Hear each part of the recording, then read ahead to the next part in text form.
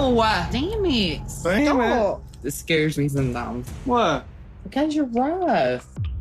Listen, roughness is everything. It's more funner than casual sex. That's just boring as Oh, God. You're hurting me. Okay, stop.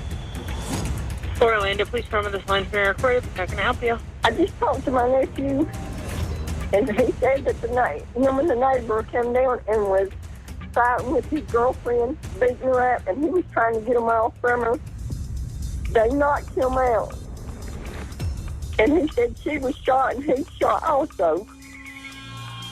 Okay, so is she, where is she then? If she... She said she was in the bedroom floor. Oh my God, somebody please.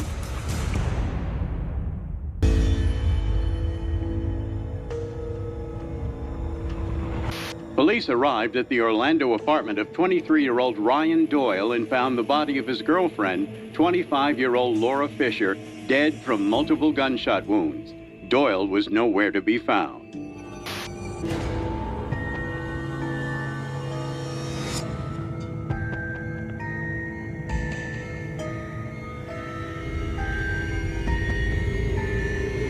Investigators located Doyle hours later in an emergency room more than 500 miles away in North Carolina with gunshot wounds to his shoulder.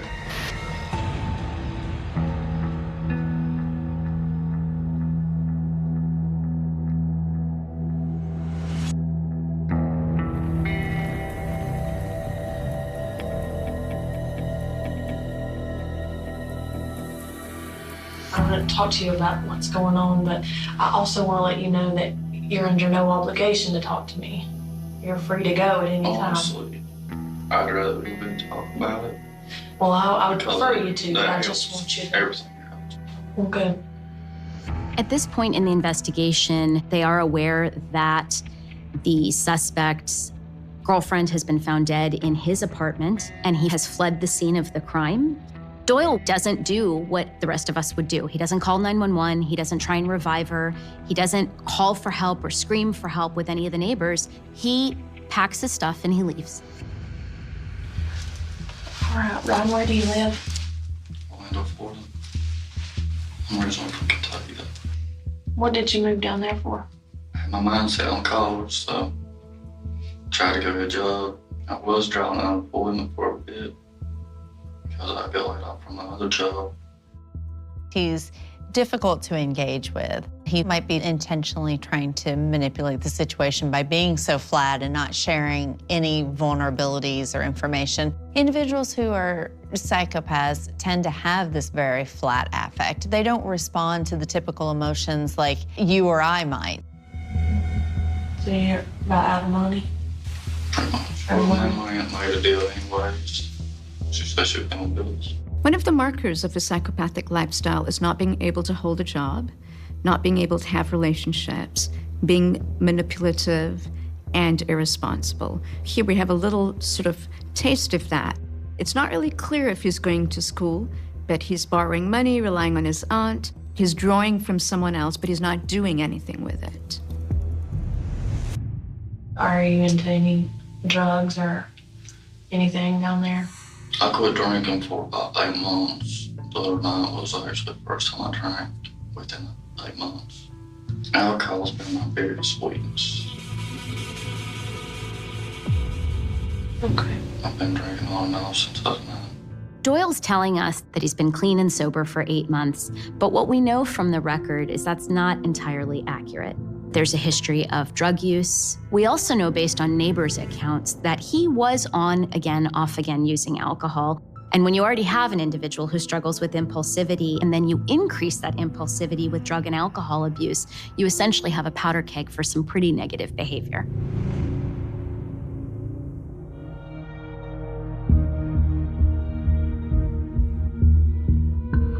Saturday night, the boys ended up having one of my favorite drinks.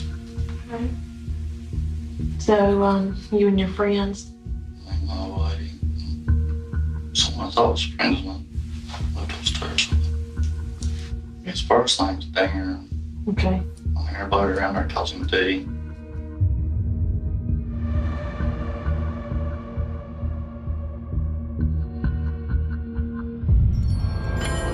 They disrespect me. And so me and him got in a fight. They acting like a little gangster deal. I don't get in everybody's face. They got Laura a bitch. Hit her. Right across the face. I ended up hitting 10 times right head. I knew when I broke my nose. I got her one pop. He left. Someone with psychopathic traits may talk about very violent, repulsive behavior as if they're going to the store to buy a jug of milk, with really no outward expression of their emotion.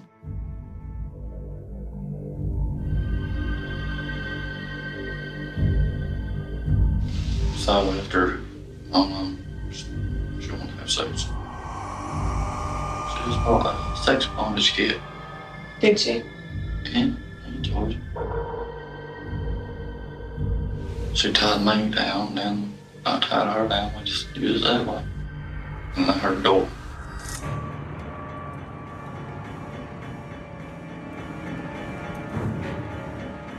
I was trying to step backwards to cover her.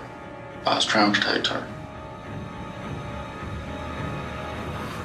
He ended up shooting me in the shoulder. I don't know where he was aiming at. Doyle wants this female detective specifically to believe that he's the chivalrous man who's trying to protect his old lady, and Darren was aggressive, he was the perpetrator. He's trying to get her to believe he's this good guy who would protect women. We know that that's just farther from the truth. Hold on just a second. So you're trying to keep him at the door, and then he shoots you, and that's the last thing you remember? I black out and I pass out.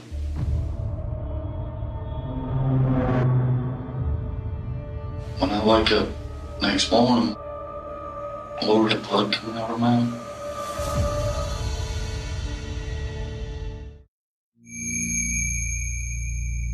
Got images going through my head, and images waking up to a person that's fully cold, no body heat running through, and blood everywhere. He wakes up and the woman that he has claimed as his girlfriend is covered in blood, and he is not particularly bothered by that. He's more bothered by how he has suffered. The indifference to the suffering of his girlfriend feels very much like a marker of psychopathy.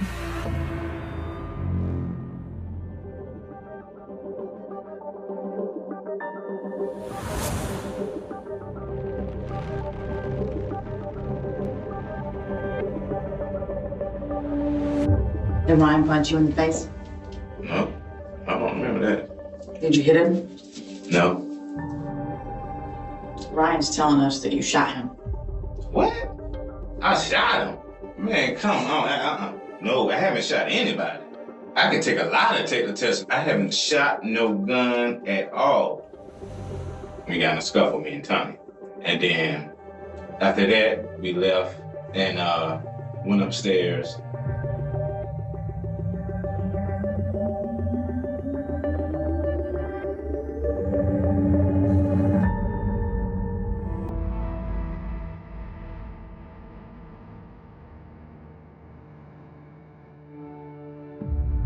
I mean, do you know why you're in the sheriff's department?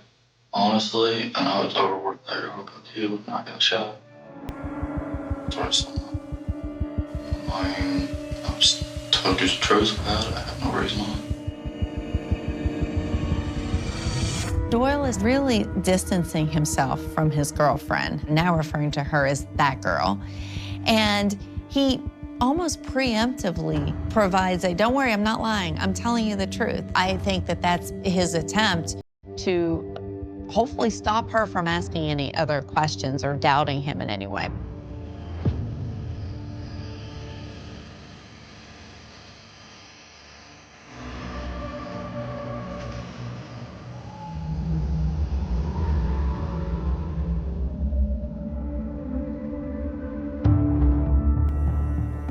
All right.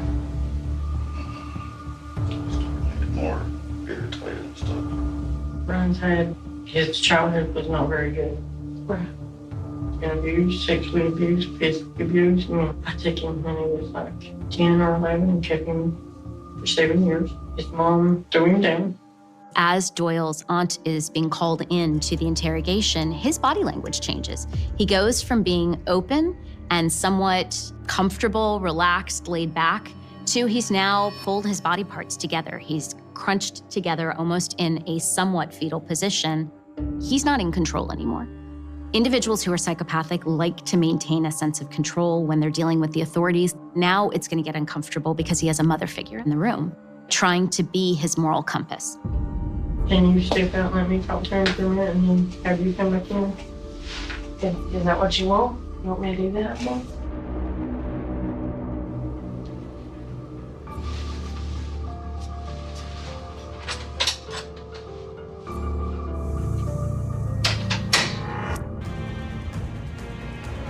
Do you think I'm stupid?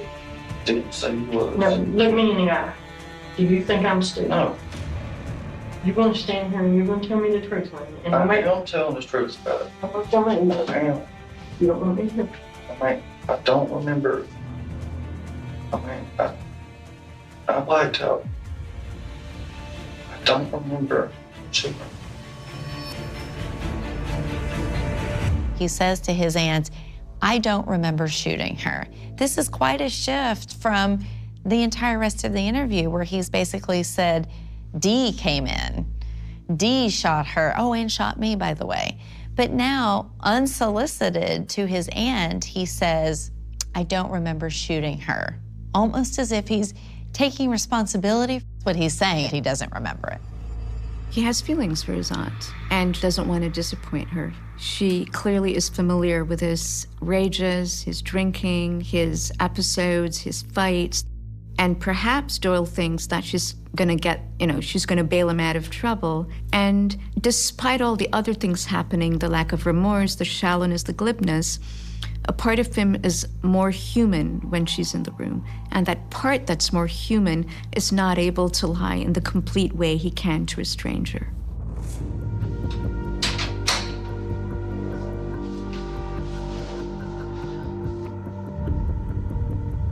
I'm not doubting you blacked out. Mixing all the alcohol together.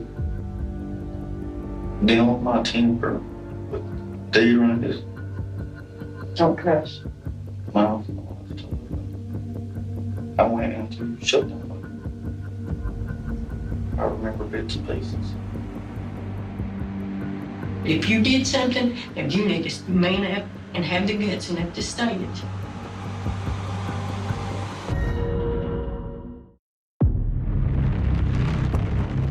I've been trying to play back through my memory. Because when I black out, it's hard for me to remember. We've helped you all your life. Right now is the time to help yourself, please. I am begging you. Where did you get rid of the gun? Over somewhere else around somewhere. I don't know what road I was on. He's now willing to say he committed the crime, but the detective knows that he knows more details than he's telling them. Doyle doesn't want to say these things in front of his aunt because now the impression management has switched to the aunt. He doesn't want this one and only person who has protected him his whole life, taken him in every time he's failed and he's messed up, to think less of him as a person. You want to tell me everything wrong, please?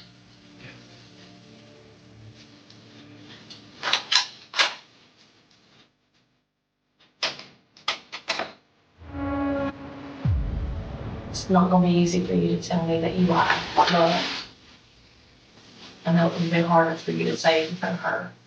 Everybody lies. I do. We lived together about a month. I actually cared about her. What happened that got out of hand? Did y'all start arguing? I know I hurt myself on God. Because it makes a big stinging noise. She had in the living room going through it.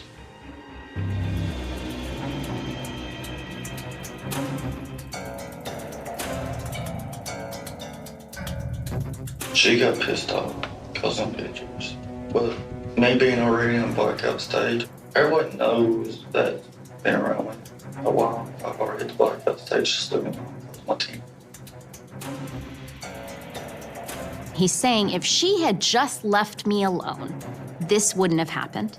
And that is squarely the kind of behavior that we see with psychopathic individuals, is this inability to take responsibility for their own violence and aggression and the harm they cause others. And what we know about psychopathic individuals is that they don't typically like to be challenged, and that may have been what kicked off the violence.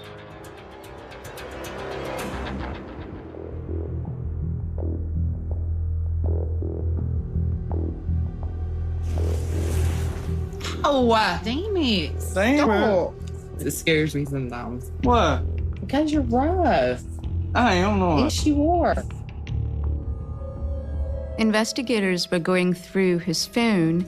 They found hundreds of photographs and video recordings of women in quite explicit sexual positions. And what's so disturbing, what's so upsetting, are the women sort of saying, wait, stop, or don't appear to know that they're being recorded. Doyle appears to be a sexual psychopath, really dominant, aggressive, and enjoying hurting women. Listen, roughness is everything. It's more funner than casual sex. That's just boring as Oh, God. You're hurting me. Okay, stop. Oh, poor thing. She wants you to cry.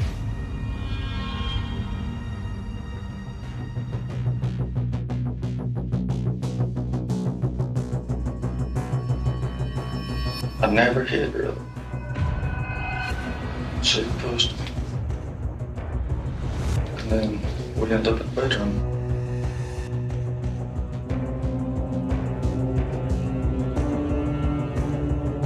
I don't remember shooting her.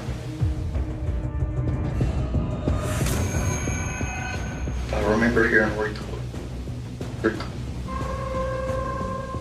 That's all I remember. What did she say that made you so mad?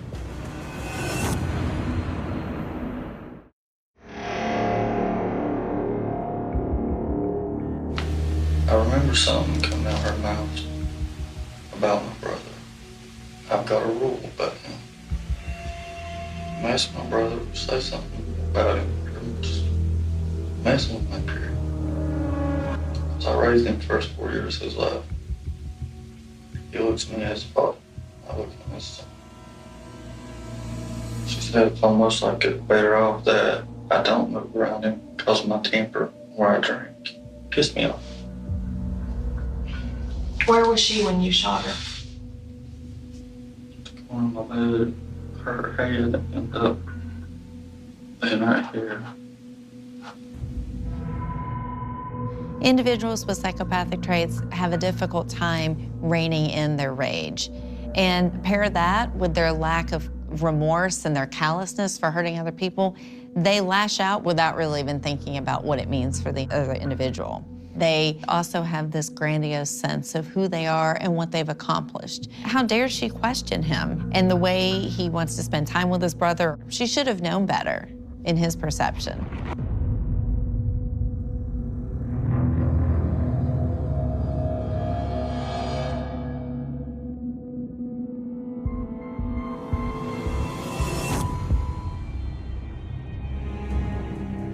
Where were you when you shot yourself, though?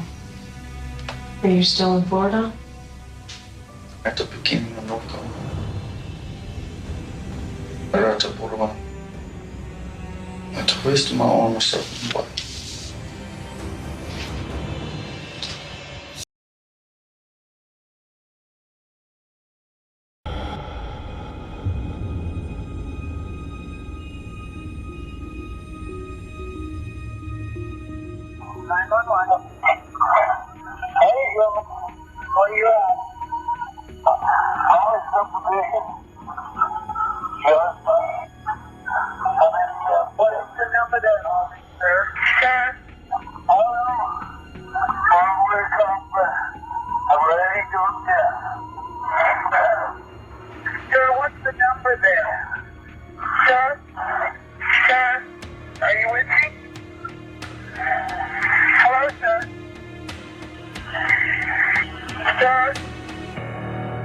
Albie's trailer park.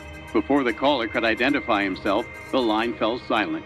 When investigators arrived, they searched the trailer park before finally locating him. But it was too late. 40-year-old Randy Tomjack was found stabbed to death inside his home.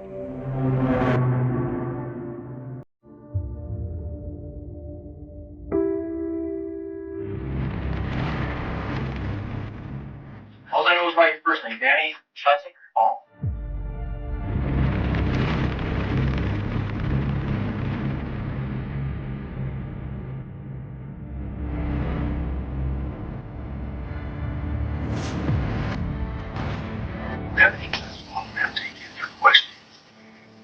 I sat down here for quite a while. That little room over there. I apologize for the actions in there. Check it out. I can understand that. Now, after hearing that your best friend's not there anymore, and the guy that you're buying a house from, and then being locked up like a prisoner, I can understand that. Ball's starting this interview off with impression management from go. He's brought in for questioning, and his response is he tries to take off. Most law enforcement have a perspective that innocent people don't run.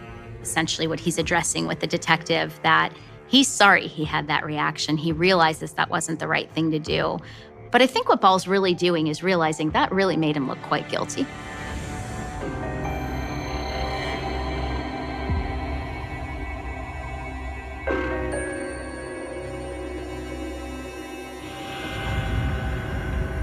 I grew up out here. Started out at Overland, Kansas. Oh, until I was 10 years old. I'd like to get there. Okay, that way there's. When looking at this case, one of the things that stands out about Ball is his own narcissism. He's somewhat entitled. The reaction most of us would have to finding out that a close friend had just been violently killed would not be that this is an inconvenience for me. Let's start at 10 o'clock last night. 10 o'clock last night, I was on my second can of on Milwaukee's Best Light. I was over at my trailer house. I'm buying the place from Randy. Now I hear the rain is not witness anymore. Now, you and Randy are buddies, aren't you? Pretty much. Oh, there's days where I lock the door and hide in the bedroom. Sure. Knocks on the door, like I did at night. He came over tonight. But I ignored the door and turned off the TV and the sound and everything, so he'd go away. When do you come over, just to normally just here or what? Normally Randy just comes over to when he comes over, and just half the time I need to think of the stories. Night before last night, we talked about his job and everything, bragging up how good it was going. Last night I didn't let him. He left. And then I realized I was out of cigarettes, and I said, well, I'll run over to Randy's. Even though I didn't answer the door, I didn't like him and say that I was out. See if I'll bum you a couple of cigarettes. First of all, he's saying that he's a friend of Randy, but he actually shuts him out, locks the door, and ignores him half of the time. So the only time he really wants Randy is when he wants something. So what I see here is someone who's manipulative, sort of parasitic, just using someone when they need them. This willingness to use people however you need to and dispose of them when you don't. It's transactional. That's really a marker of psychopathic behavior.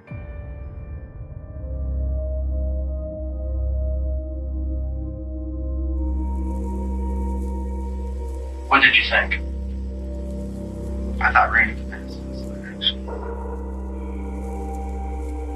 Really? Okay. Why did you think that? Because he's been gambling too. Oh, has he? I thought maybe one cookies came from busted his legs or something. He says he thinks that his best friend killed himself, and he's laughing about it. There's no grief there. There's no sadness there. Then he goes so far as to throw the victim under the bus and tell all his dirty deeds, that he's now gambling. The motivation behind it really seems to be more about humiliating the victim. He really believes that he's going to get away with it. This is very classically psychopathic, feeling superior, feeling grandiose, and enjoying your own contempt because it makes you feel powerful. He does not think that there's any proof to link him to the murder.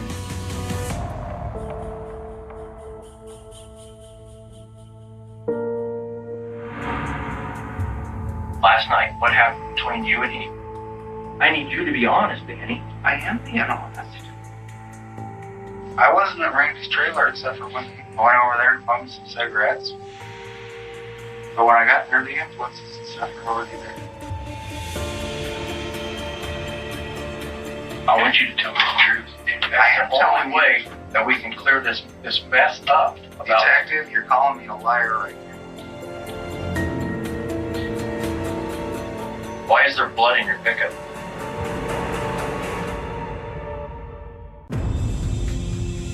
Why is there blood in my pickup?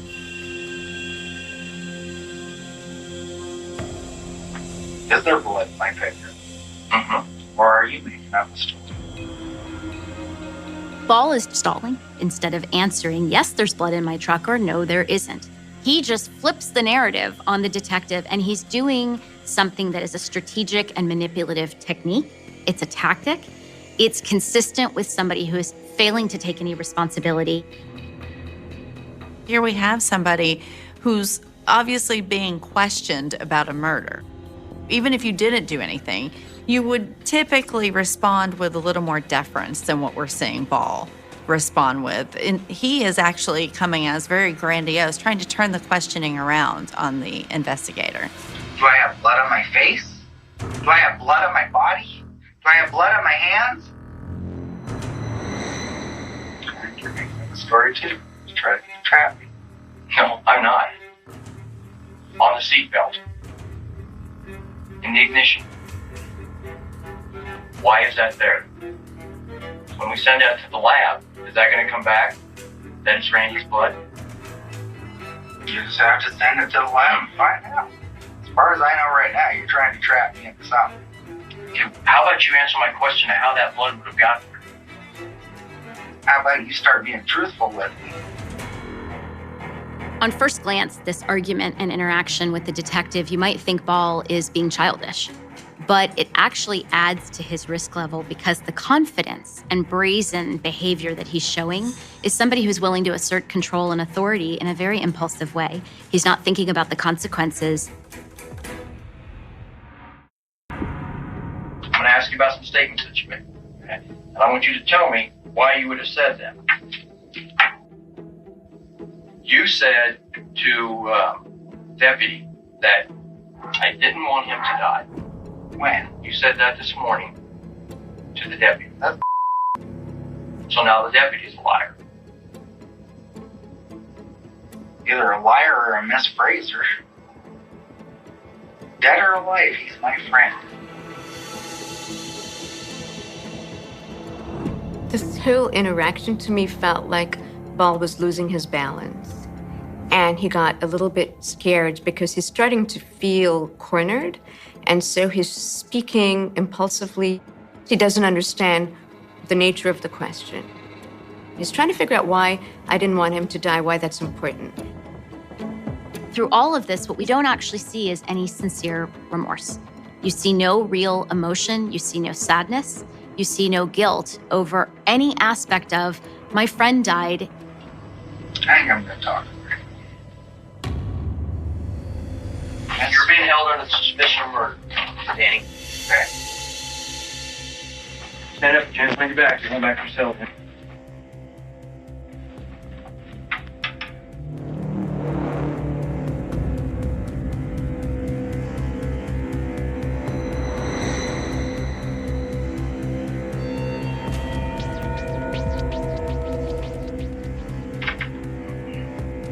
Okay, I understand it. You told the jailer that you wanted to talk to him.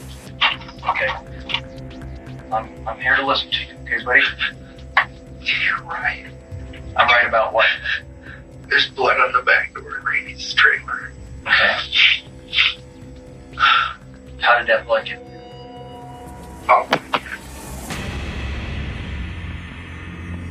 What it does seem like is he's had time to think in his cell that the evidence is so overwhelmingly against him that maybe he can salvage his circumstances if he chooses to give them what they want. So what we're really still seeing here is a manipulative tactic. It's a strategy to try and gain an advantage. And to mistake it for real empathy or regret or remorse is to be duped. Okay, let's start. You and Randy first got together last night. I just lost. I'd been dwelling over everything that happened all summer long about how much I'd had extra work to cover up there. And that lazy piece of our buddies. Our buddies? He thought we okay. I just think. Hey, how did you get the blood all over him? After getting drunk, I just ended up getting up and going over there, stabbing him. Did you guys argue about something, or? Not arguing or anything. I just got pissed off over what happened the last summer and all that was going on.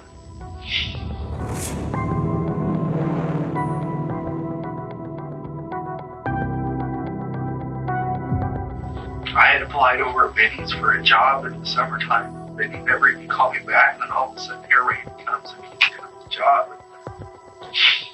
And that lazy piece of the stress and the strain on my back, my legs, and everything else like that, just trying to cover his. So they worked together, and then this other job came up, but he didn't get it, and Randy did. And so he seems to have, become intensely envious, jealous, outraged. He took it as a huge insult, and he felt that he didn't get the job, even though he was superior. This is the narcissistic part of psychopathy. I am so great. Why was I ignored? I am better than you. Why was I discarded? And this path from anger to envy to jealousy to revenge is very much part of a psychopathic trajectory of anger. So did you knock on the door, he invited you in, or just walk me through, Danny, so that like I said, so I can hear your side, okay? Instead of waking him up, I slipped in that back door of the bedroom. Were there any lights on in the trailer? There was enough light to see by, so at least the TV was on. It was by the door or on the couch. Okay, did you guys have any type of conversation? Like you said, what the hell are you doing here? Or, hey, it's good to see you? No. As far as I know, I just planted a knife and took off. Did you poke him a couple of times, one time, a lot of times? All I remember is after I planted the knife, he said my name.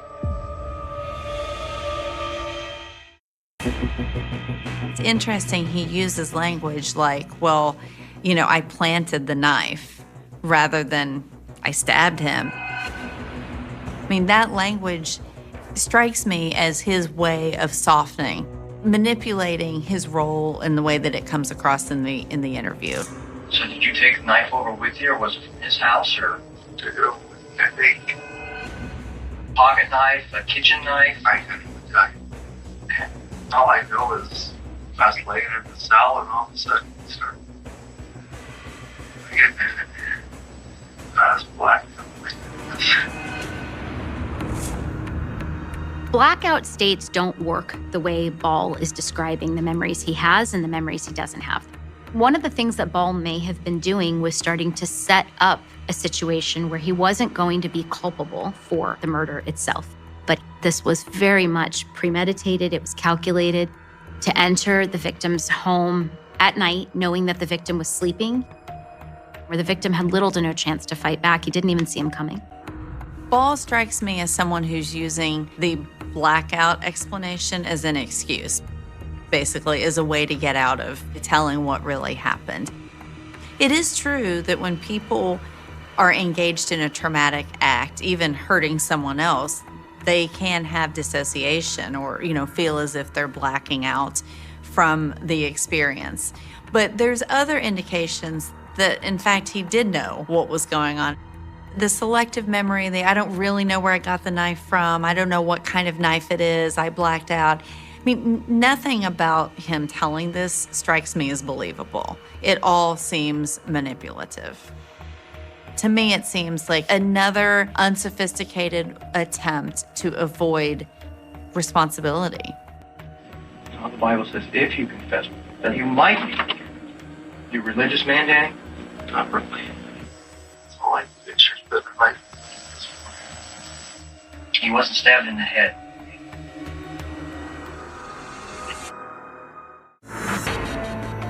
When you got home, what did you do? Shower. Going off, blackout, just take pictures of the stove. What did you do with your clothes before you got in the shower?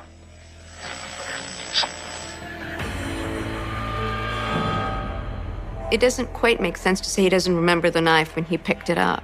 And he's able to dispose of certain things when he remembers some pieces of evidence, so he's not forensically smart about how to describe the blackout. And I think that's what gives him a little bit away. It's the manner of the blackout that he's describing doesn't ring true. He did stab him 59 times according to the autopsy, which would suggest that he was in a fit of rage at that moment.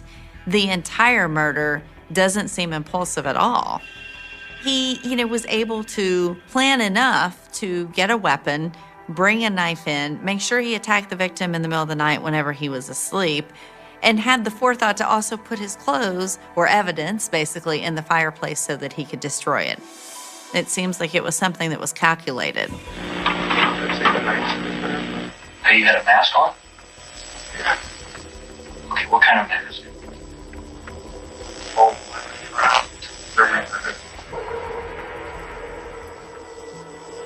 the mask. The irony of choice of masks that Ball selects, the Grim Reaper, the Angel of Death, really speaks to this fantasy that he had going in his own head about what it would be like to kill someone, how it might make him powerful. Ball strikes me as somebody who spent most of his life being unremarkable. He hasn't accomplished a whole lot. He has been in and out of various institutions and facilities. Ultimately, the purpose of choosing the Grim Reaper may have been about Ball's own arrogance, his own narcissism, and his own ability to say, I am that important.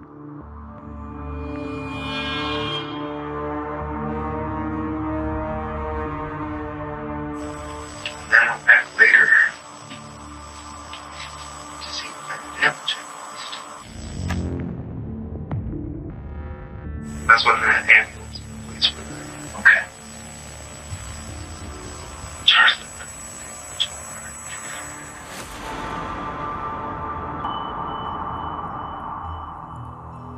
So on the one hand, he's careful about masking, burning the clothes. On the other hand, he leaves fingerprints, traces of blood in Randy's trailer as well as in his car.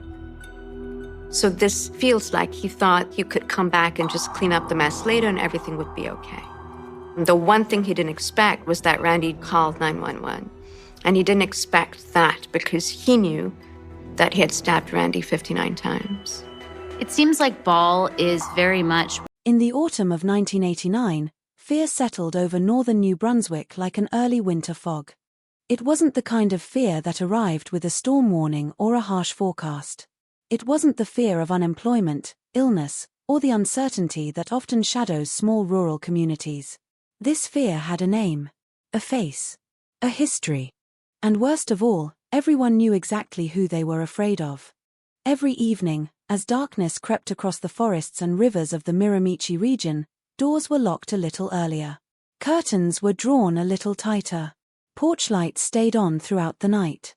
People who had spent their entire lives leaving keys in the ignition of their trucks suddenly began checking their locks 3 or 4 times before going to bed. Children were no longer allowed to walk alone. Neighbors called each other before sunrise. Entire families slept in the same house because nobody wanted to spend a night alone.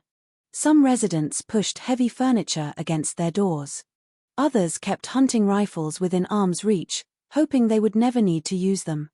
Because somewhere out there, hidden among the endless woods, abandoned roads, and scattered rural communities, a killer was moving freely. A killer who should have been locked behind concrete walls and steel bars. A killer who had already taken lives. And a killer who would take more. His name was Alan Leger. To many Canadians today, the name still evokes memories of one of the most terrifying manhunts in the country's history. But in 1989, for the people living in Miramichi, Alan Leger was not a headline. He was a nightmare that could knock on your door after midnight. He was the shadow outside your window. The sound of tires on a lonely gravel road. The unexpected phone call that made your stomach tighten. The unexplained noise coming from the darkness beyond your property line. And the horrifying realization that he could be anywhere.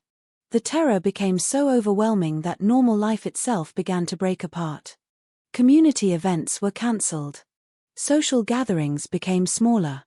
People stopped visiting friends after sunset. Parents escorted children to school.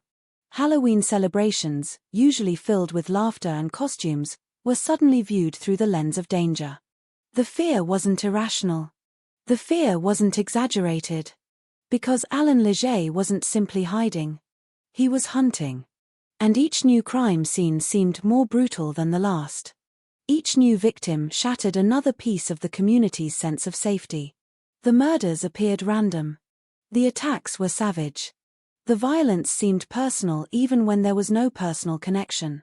And with every passing day, one question haunted investigators and residents alike. Who would be next? Imagine living in a place where everyone knows the identity of the killer. His photograph is on television. His name dominates newspapers. Police officers discuss him publicly. Roadblocks appear without warning. Helicopters circle overhead.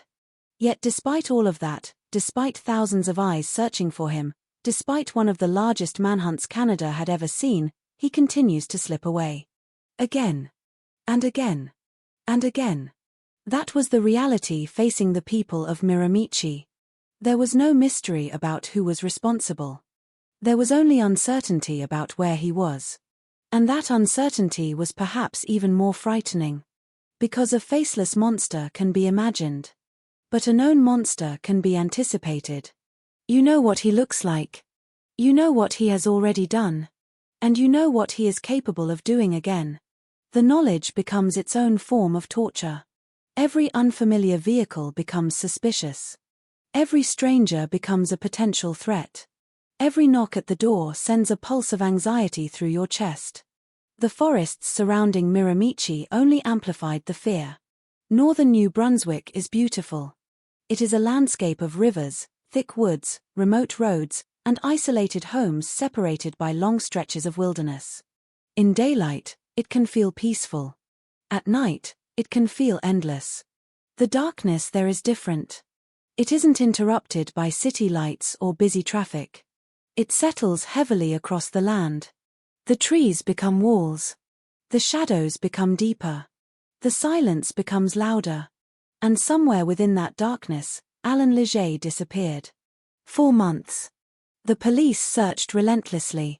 Tips poured in. Sightings were reported. Rumors spread through communities faster than official information.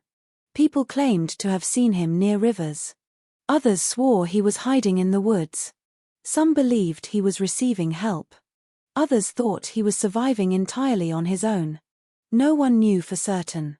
What everyone did know was that bodies kept appearing. And every new crime reinforced a terrifying truth. This was not a desperate fugitive merely trying to avoid capture. This was a man who seemed driven by something darker. Something that transformed escape into a campaign of violence.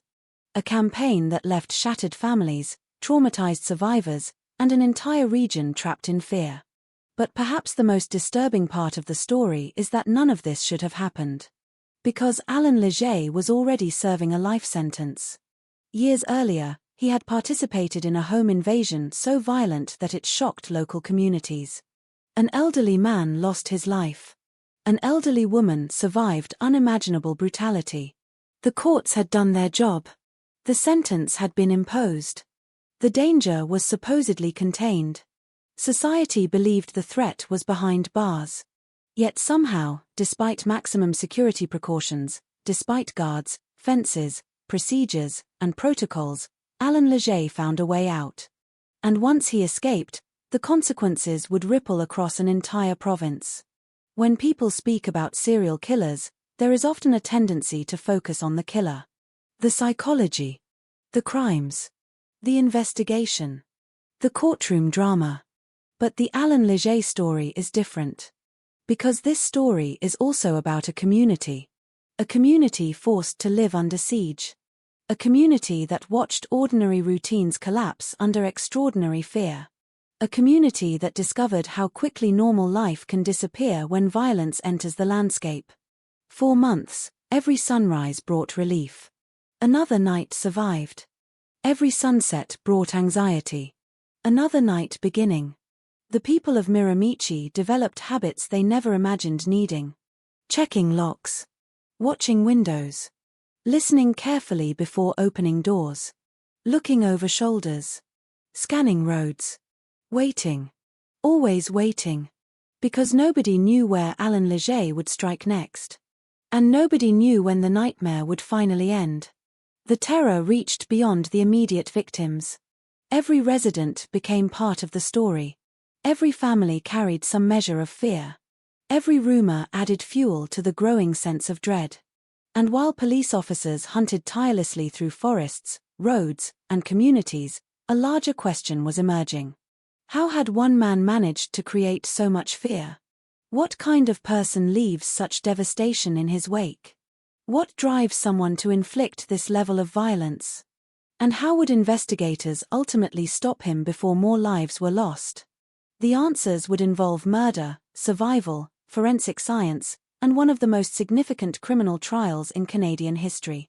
The story would change the lives of countless people forever. It would transform policing. It would push forensic DNA evidence into a new era. And it would leave scars that remained visible decades later. Because this isn't merely the story of a killer. It's the story of what happens when a community realizes that evil is not locked away. It's the story of fear spreading through quiet neighborhoods and rural roads. It's the story of victims whose lives were stolen and families forced to carry unimaginable grief. And it's the story of a man who became known across Canada by a chilling nickname. The Monster of the Miramichi. For nearly 7 months, he vanished into the darkness. For nearly 7 months, police chased shadows. For nearly 7 months, ordinary people wondered whether they would wake up to another headline, another murder, another tragedy. And before this nightmare finally ended, the people of New Brunswick would witness violence that few could have imagined. To understand how an entire region became trapped in fear, we must go back to the beginning. Back before the manhunt. Back before the headlines. Back before the nickname that would make Alan Leger infamous across Canada. Because monsters are not born with headlines. They leave them behind. Long before the name Alan Leger became synonymous with fear, before newspaper headlines stretched across front pages, and before police officers flooded the forests of New Brunswick in one of the largest manhunts in Canadian history, there was a place where life moved at a different pace. The Miramichi region did not resemble the bustling cities that often dominate crime stories. There were no crowded streets glowing beneath neon signs. No endless streams of traffic. No towering buildings casting shadows over busy sidewalks. Instead, there were rivers. Forests. Small homes separated by long distances. Roads that wound through endless stretches of trees. Communities where generations of families knew one another by name. In many ways, it was the kind of place people imagined when they dreamed about escaping the noise of the modern world. The Miramichi River carved its way through the landscape like a living artery, feeding the communities that had grown along its banks for generations. Fishermen launched their boats before dawn. Children spent summers swimming in the water. Elderly residents sat on porches overlooking quiet roads where only a handful of vehicles might pass each day. Life followed familiar rhythms. People worked. People prayed. People gathered. And most importantly, people trusted. Trust was not merely a social expectation in these communities. It was a way of life. Doors remained unlocked. Neighbors borrowed tools without asking twice. If a vehicle broke down along a rural road, someone would stop to help. If a stranger needed directions, they would likely be invited inside for coffee. The sense of safety was deeply rooted. Perhaps because violent crime felt distant. Something that happened elsewhere. Something that belonged to television reports from larger cities. Not here. Not in Miramichi. Not among people who had spent their entire lives believing they understood the world around them. The region's beauty was impossible to ignore. During summer, sunlight filtered through thick green forests and reflected from the surface of the river. Small communities came alive with local festivals, church gatherings, and family celebrations. Children rode bicycles until darkness settled across the landscape. Autumn transformed everything. The leaves exploded into shades of orange, red, and gold. Cool air drifted through the trees. Morning fog rolled across fields and riverbanks. The forests seemed endless. Beautiful. Ancient. Silent. Yet beneath that beauty existed something else. Isolation. Many homes stood alone. Some were separated from their nearest neighbors by hundreds of yards. Others sat at the ends of gravel roads surrounded by dense woods. At night, darkness swallowed the landscape completely. A single porch light could appear like a tiny island in a sea of blackness. The forests that felt comforting during daylight became mysterious after sunset. The same quiet that residents loved could suddenly feel unsettling. The same isolation that provided peace could also create vulnerability. Most people never thought about that vulnerability. Until 1989. To understand why Alan Leger's crimes would have such a profound impact on the region, it is necessary to understand the people who lived there. This was a place built on relationships. Families often remained in the same communities for generations. Grandparents, parents, and children lived within short distances of one another. Churches served not only as places of worship but as social centers where neighbors shared news and supported one another. Local businesses survived because residents knew their owners personally. The idea of anonymity barely existed. Everyone knew someone. And someone always knew you. In communities like these, news traveled quickly. A birth. A wedding. A death. A house fire. Nothing remained unknown for long. When tragedy occurred, it affected more than a single family. It affected entire towns, entire neighborhoods, entire generations. That collective sense of connection would later amplify the fear surrounding Alan Leger. Because each victim was not simply a name in a newspaper. They were someone's friend, someone's neighbor, someone's relative, someone known, someone remembered. As the 1980s progressed, life in Miramichi remained largely predictable. Economic challenges existed, as they did throughout many rural regions of Canada, but daily routines endured. People worked in forestry, fishing, transportation, construction, and local businesses. Children attended school. Families gathered for meals. Weekends revolved around church services, sporting events, and visits with relatives. The future seemed understandable. Until one violent crime shattered that illusion.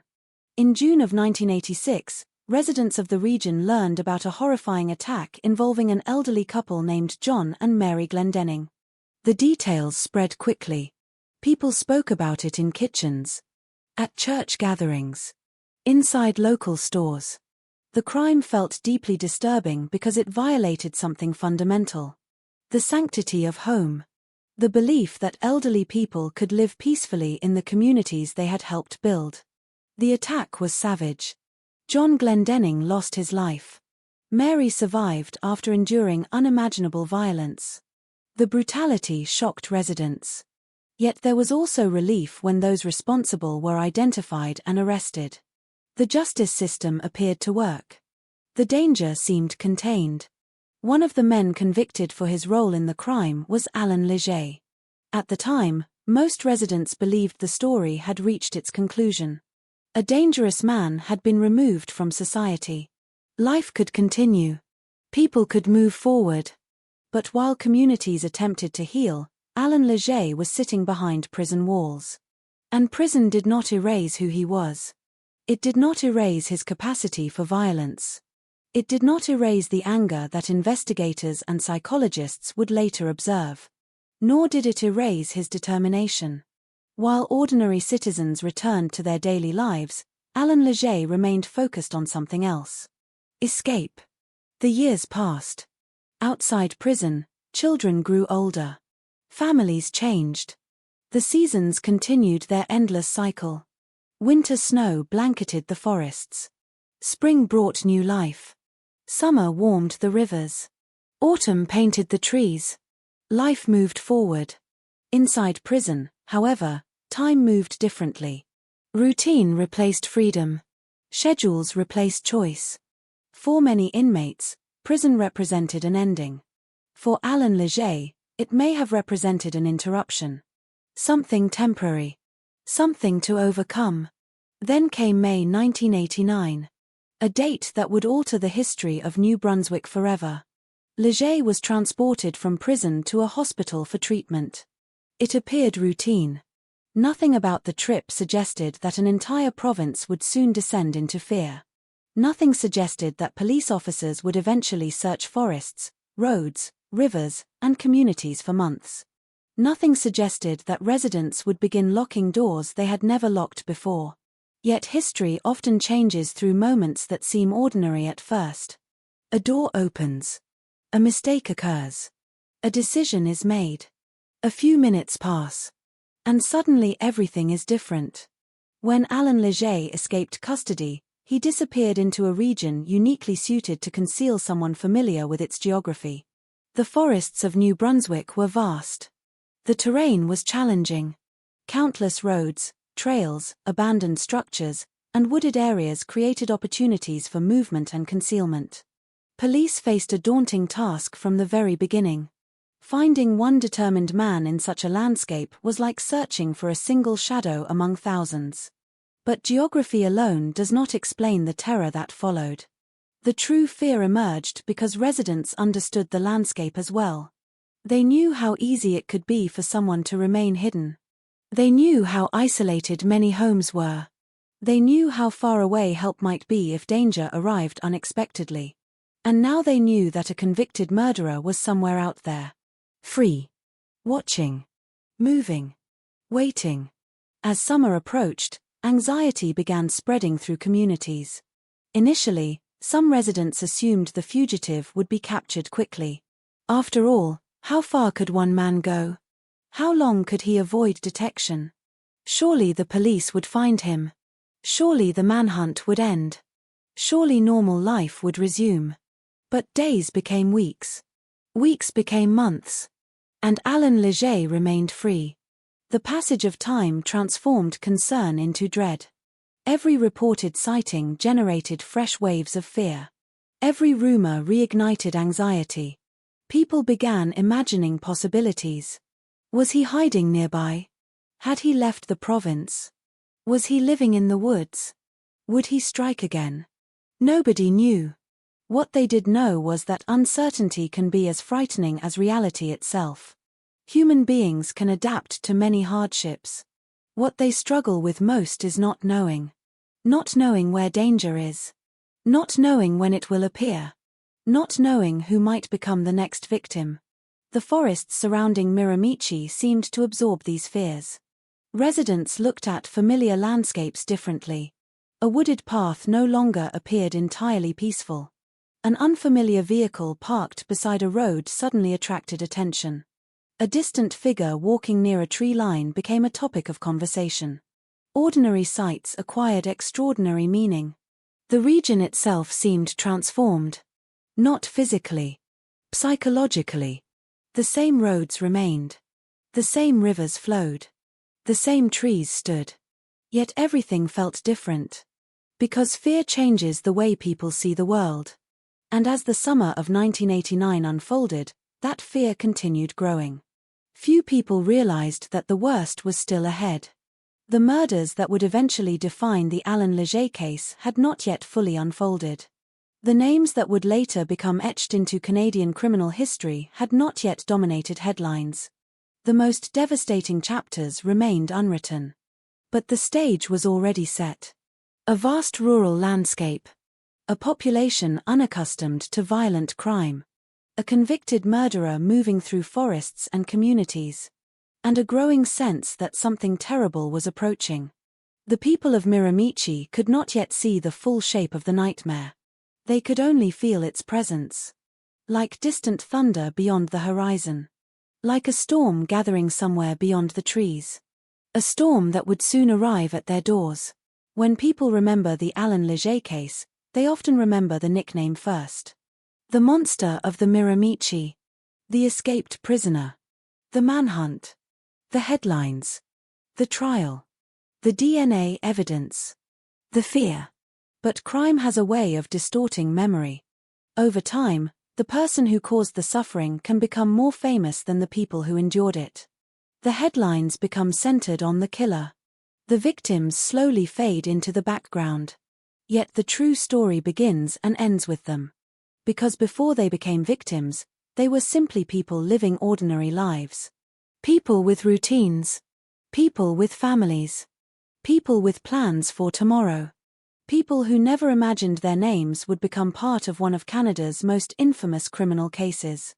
The tragedy of the Alan Leger case is not measured only by the number of crimes committed. It is measured by the empty chairs left behind. The conversations that suddenly ended forever.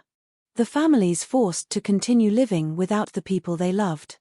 And the survivors who carried memories that would never completely disappear. Years before the manhunt that terrified New Brunswick, another family had already experienced the violence that Alan Leger was capable of inflicting. John and Mary Glendenning had built the kind of life many people hope to reach in old age. A quiet home. A familiar community. The comfort that comes from decades of hard work and shared experiences. They belonged to a generation that understood perseverance. A generation that weathered hardships, raised families, and created lives rooted in routine and stability. Their home was supposed to be the safest place in the world. For elderly couples living in rural communities, home often becomes more than a building. It becomes a collection of memories. Every room contains a story. Every object has meaning. Every photograph represents a chapter of life. The walls witness birthdays, celebrations, struggles, and triumphs. The home becomes a sanctuary, a place where the outside world cannot intrude. But on June 21, 1986, that sanctuary was shattered. Violence entered their home without warning. What occurred inside those walls was not merely a robbery. It was an assault on dignity, security, and human life. John Glendenning was brutally attacked. The violence inflicted upon him was so severe that he did not survive. His life ended inside the very place where he should have felt safest. Mary Glendenning survived. Yet survival is often misunderstood. People hear the word and imagine relief. An ending. A return to normal. But for many victims, survival marks the beginning of a different struggle. A struggle to live with memories. To make sense of trauma. To carry experiences that cannot be erased. Mary endured violence that no human being should ever have to experience. The attack left wounds far deeper than those visible to the eye. Her life became divided into two chapters. The life before that night. And the life after it. For investigators, the crime scene represented evidence. For prosecutors, it represented a case. For the Glendenning family, it represented something else entirely. Loss. The kind of loss that changes the course of a family forever. The arrest and conviction of those responsible offered some measure of justice. But justice cannot restore a stolen future. It cannot replace a husband. It cannot erase memories. It cannot undo suffering. The Glendenning case should have been the final chapter in Alan Leger's story. Instead, it became only the beginning. 3 years later, after his escape from custody, another family would find itself drawn into the nightmare. Annie Flam lived in a community where people understood one another, where daily life followed familiar rhythms, where ordinary concerns occupied ordinary days. Like so many residents of the region, she belonged to a world built on trust and routine. The details that survive in historical records often focus on the crime itself. But every victim was more than a crime scene. Every victim had habits, preferences, memories, people they cared about, people who cared about them. The same was true for Annie Flam. To those who loved her, she was not a name in a newspaper article. She was a real person whose absence would leave a permanent void. The attack on Annie was devastating. She lost her life during an act of extraordinary violence. Yet the tragedy did not stop there. Her sister, Nina Flam, survived. And survival once again became its own burden. In many criminal cases, survivors become living witnesses to events that others can scarcely imagine. They carry memories no one would willingly choose. Moments frozen in time. Fragments of fear. Images that return unexpectedly years later. The attack on the Flam sisters left scars that extended far beyond the physical. Families often describe traumatic events as moments when time seems to stop. One ordinary day exists. Then something terrible happens. And suddenly life is divided forever. Before and after. For the Flam family, there would always be a before. And there would always be an after. As news of the attack spread through the region, residents felt something changing inside their communities. Fear was no longer theoretical.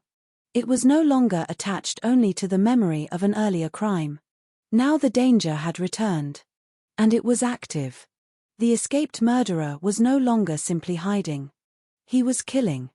The realization settled over New Brunswick like a dark cloud. People began seeing themselves in the victims.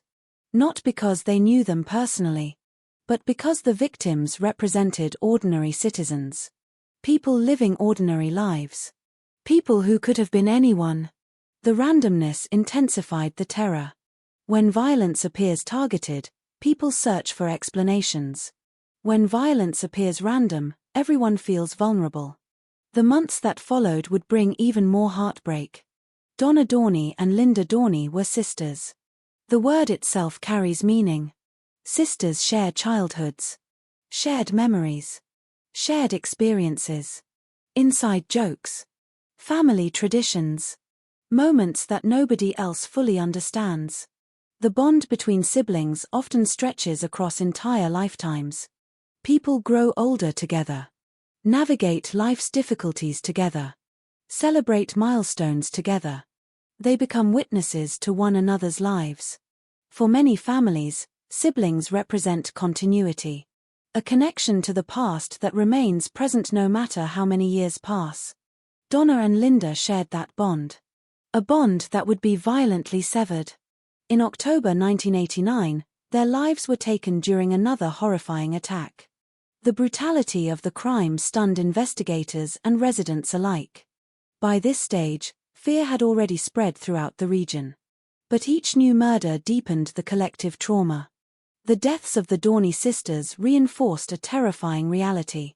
No one could predict where Alan Leger would strike next. No one could guarantee safety.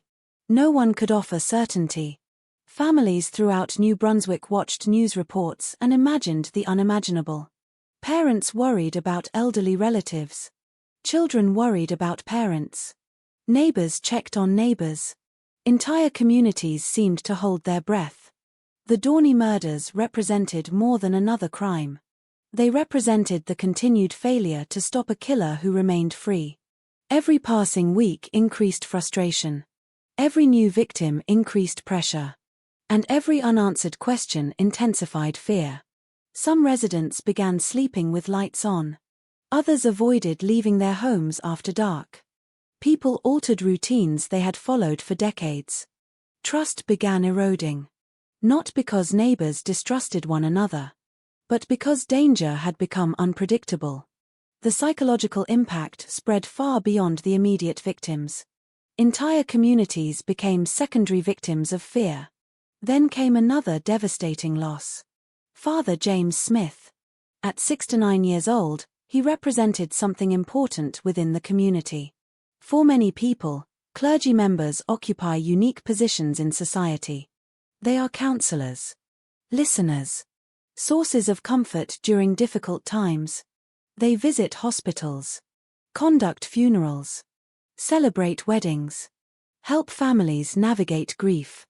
They often become trusted figures whose presence provides reassurance. James Smith was known as a priest, a man connected to faith and service, the kind of person many communities instinctively trust. His murder shocked residents on a profound level, not only because another life had been taken, but because it seemed to symbolize the collapse of normal boundaries. The elderly had not been spared. Women had not been spared. Now a priest had not been spared. The message many residents received was deeply unsettling. No category of person appeared safe. Fear expanded once again. The murder of Father Smith became the final killing attributed to Alan Leger before his capture. Yet the emotional impact extended far beyond the conclusion of the manhunt. Families do not measure grief according to investigative timelines. The arrest of a killer does not immediately heal trauma. It does not restore lost years. It does not return loved ones. Long after newspaper coverage faded, families continued living with absence. Birthdays arrived without the people who should have been there. Holidays carried empty spaces.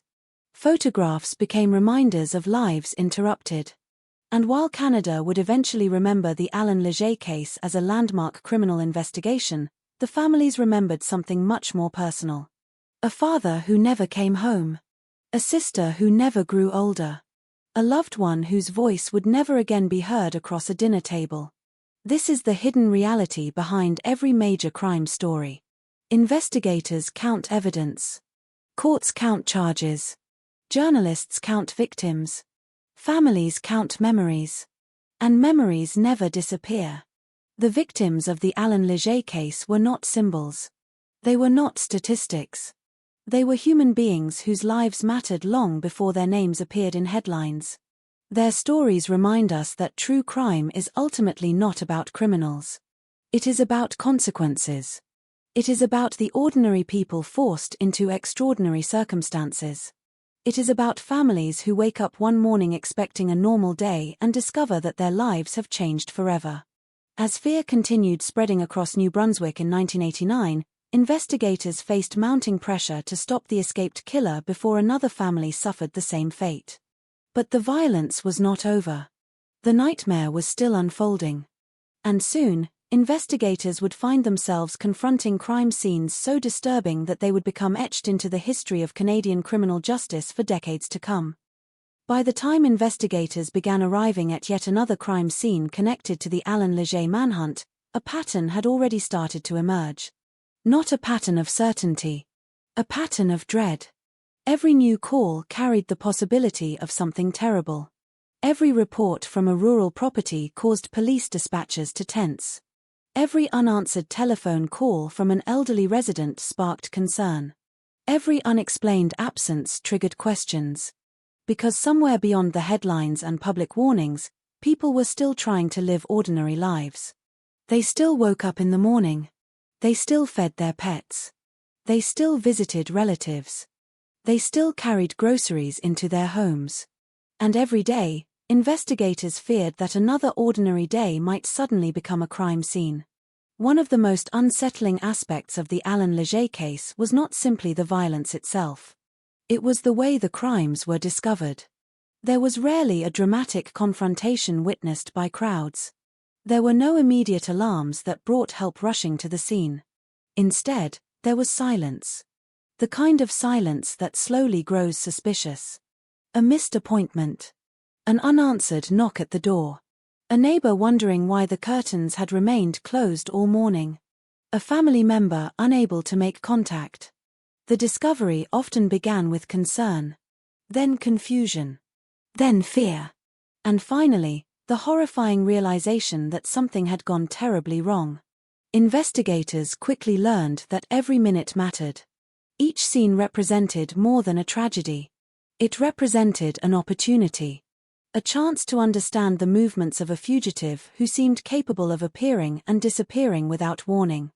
A chance to uncover evidence before weather, time, or human activity erased it. A chance to find the clue that might finally end the nightmare.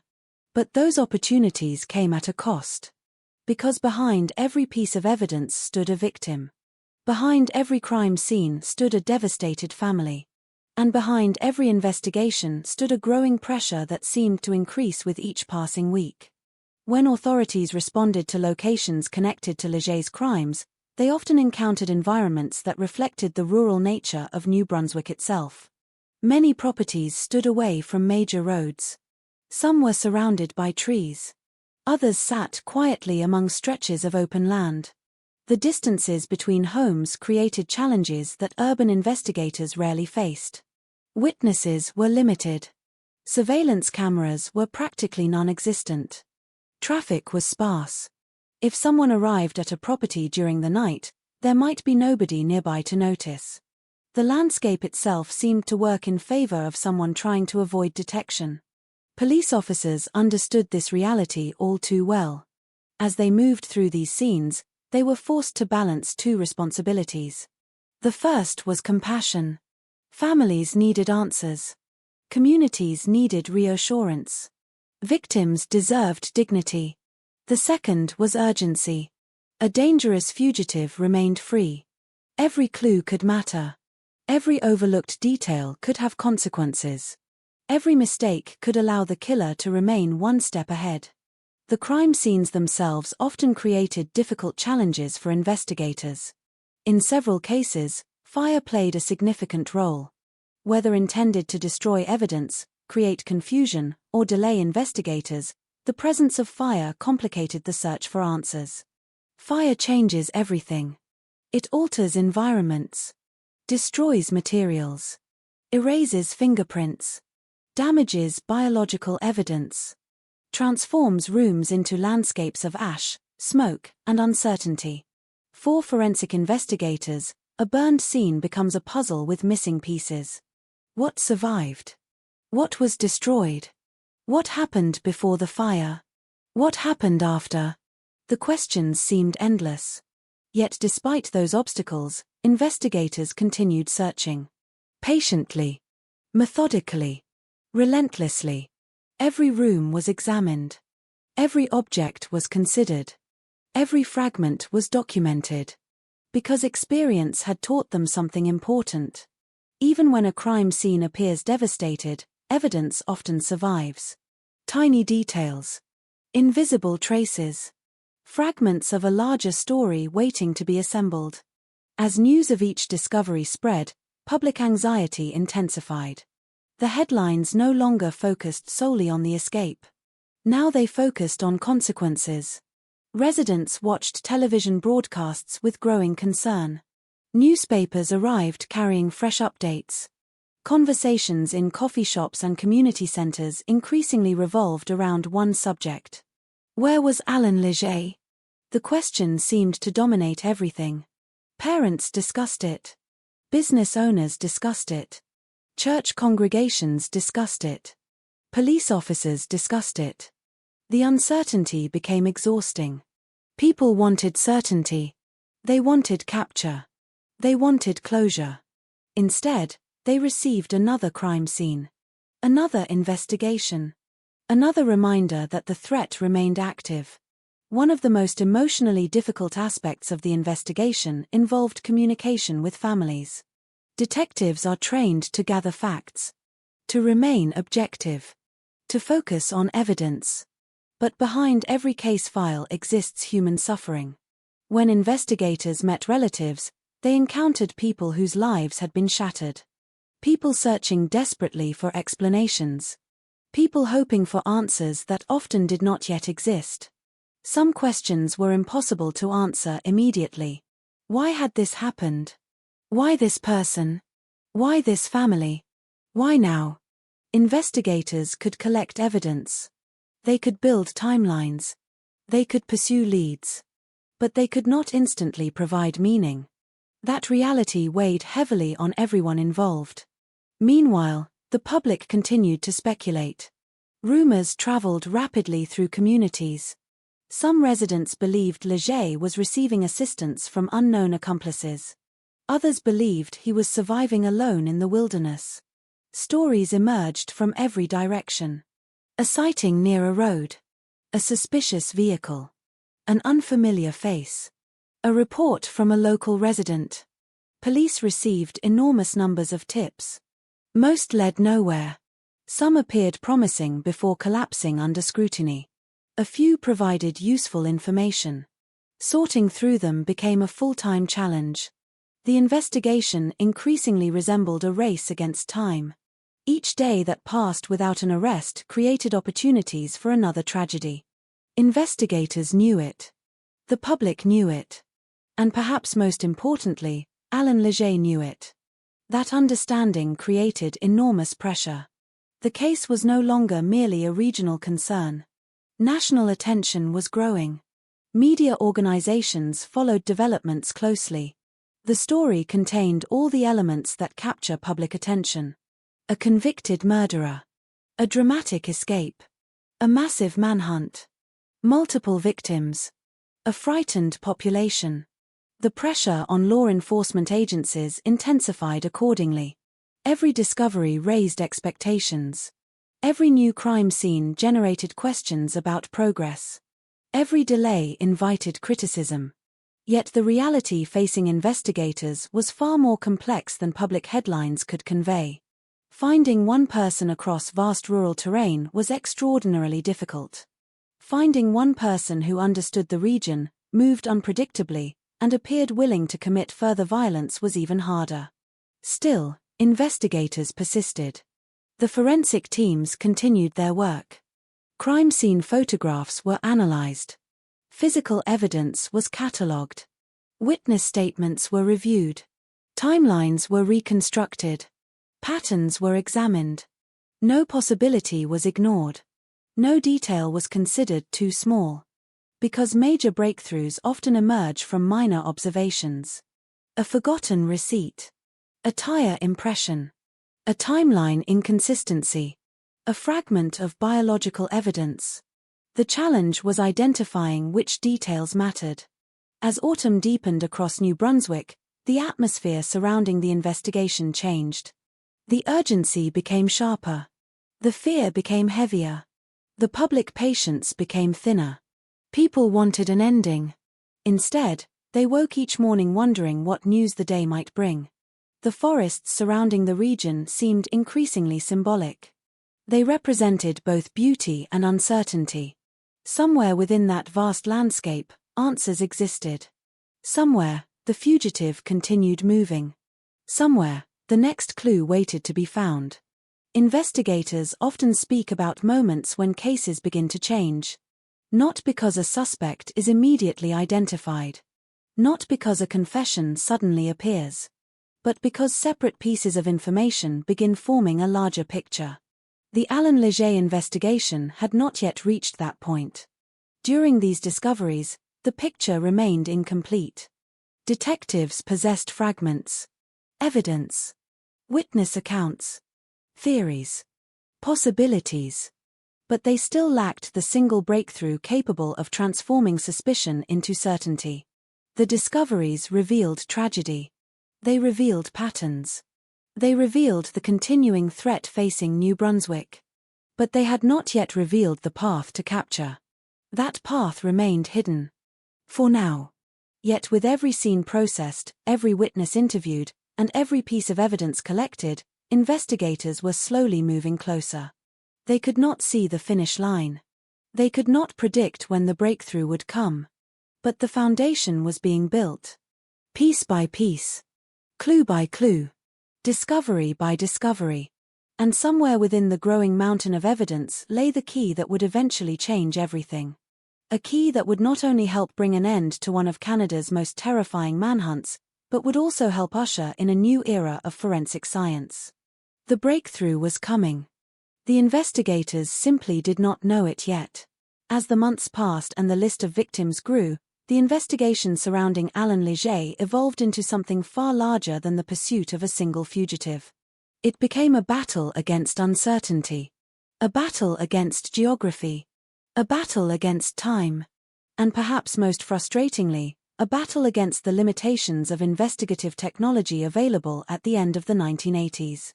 Today, many people imagine criminal investigations through the lens of modern forensic science. Instant database searches. Surveillance footage from countless cameras. Cell phone records. GPS tracking. Digital trails left behind by almost every movement. In 1989, much of that world did not exist. Investigators were forced to rely on methods that demanded patience, endurance, and an extraordinary amount of legwork. Every lead required verification. Every sighting required investigation. Every rumor required evaluation. And there were plenty of rumors. The fear-gripping New Brunswick had reached a level where ordinary events frequently became potential clues. A resident thought they had seen a man walking near a tree line. Someone reported a vehicle parked beside an isolated road.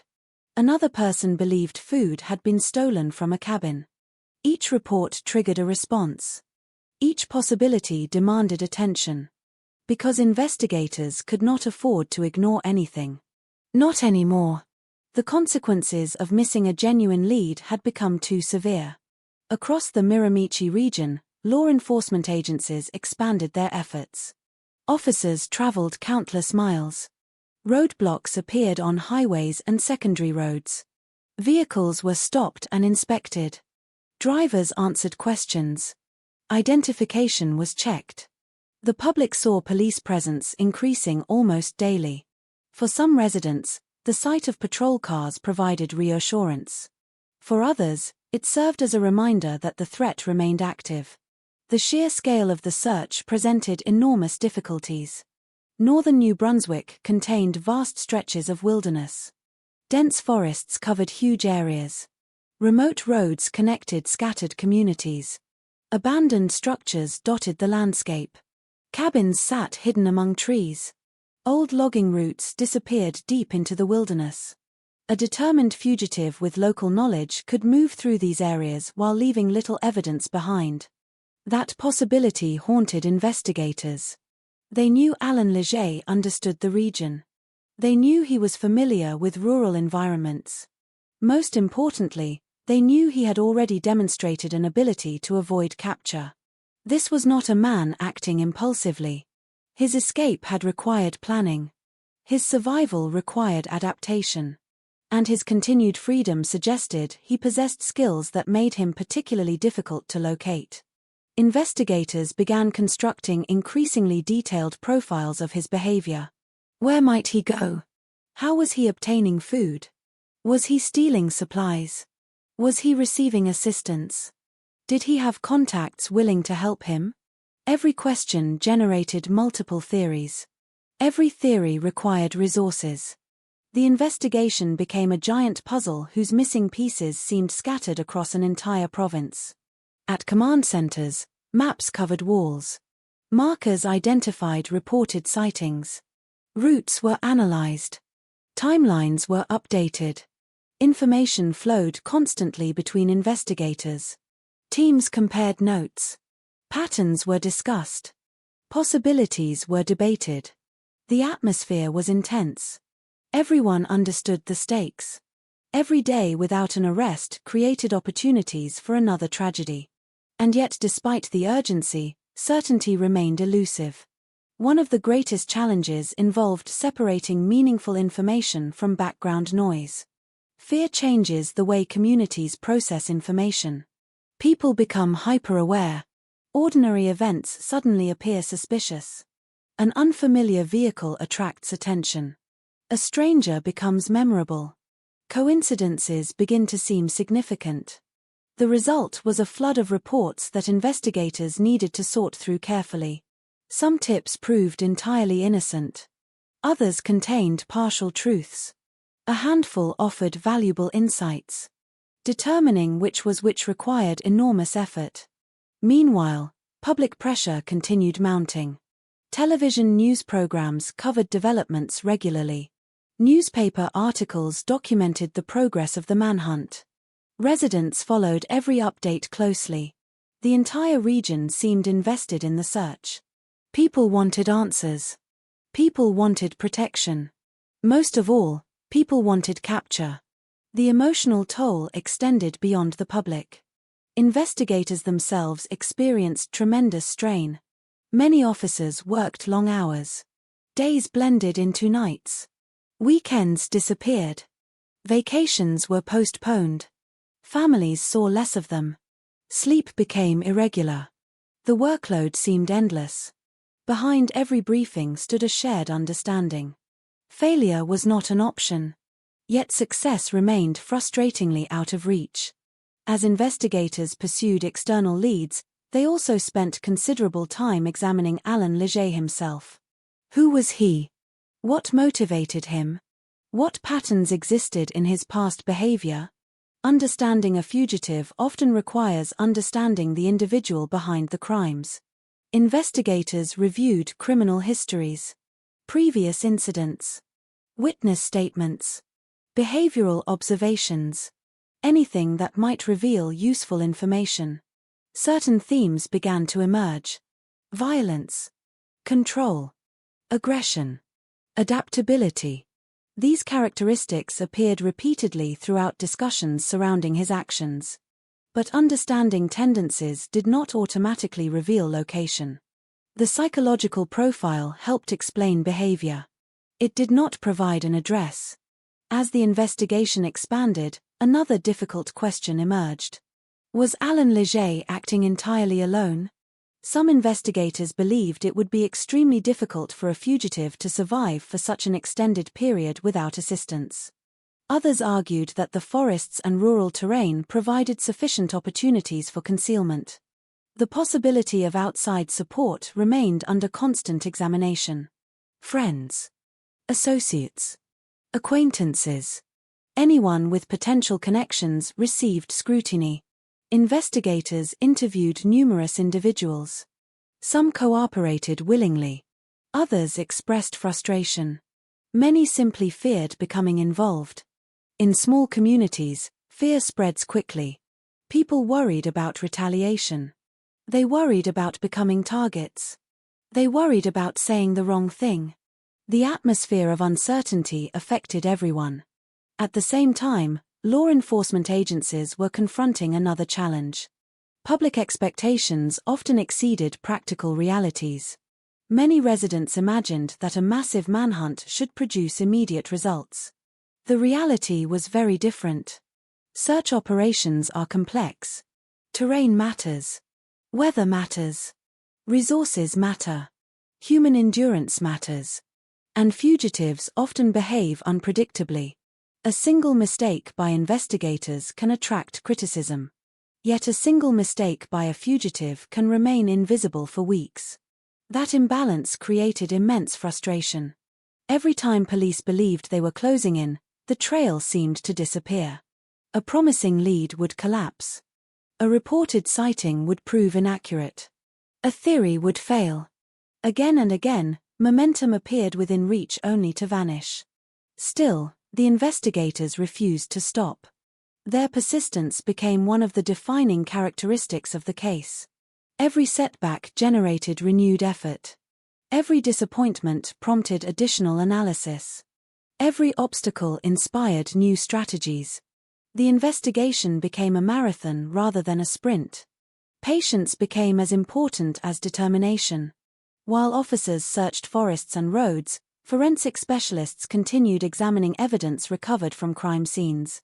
Although the technology of the era lacked many modern capabilities, forensic science was advancing rapidly.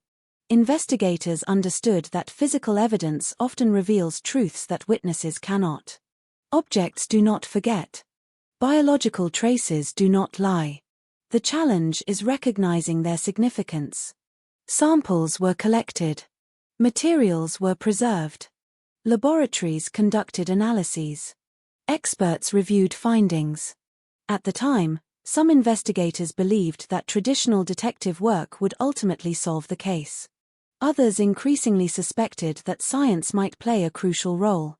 Neither side fully realized how important that scientific component would eventually become. The answer was developing quietly in laboratories while police officers continued searching roads and forests. But before that breakthrough arrived, the investigation would endure more frustration, more uncertainty, and more pressure. By late 1989, the public mood had shifted from anxiety to exhaustion. Fear remained present, but now it was accompanied by impatience. The manhunt had continued for months. Residents wanted closure. They wanted normal life restored.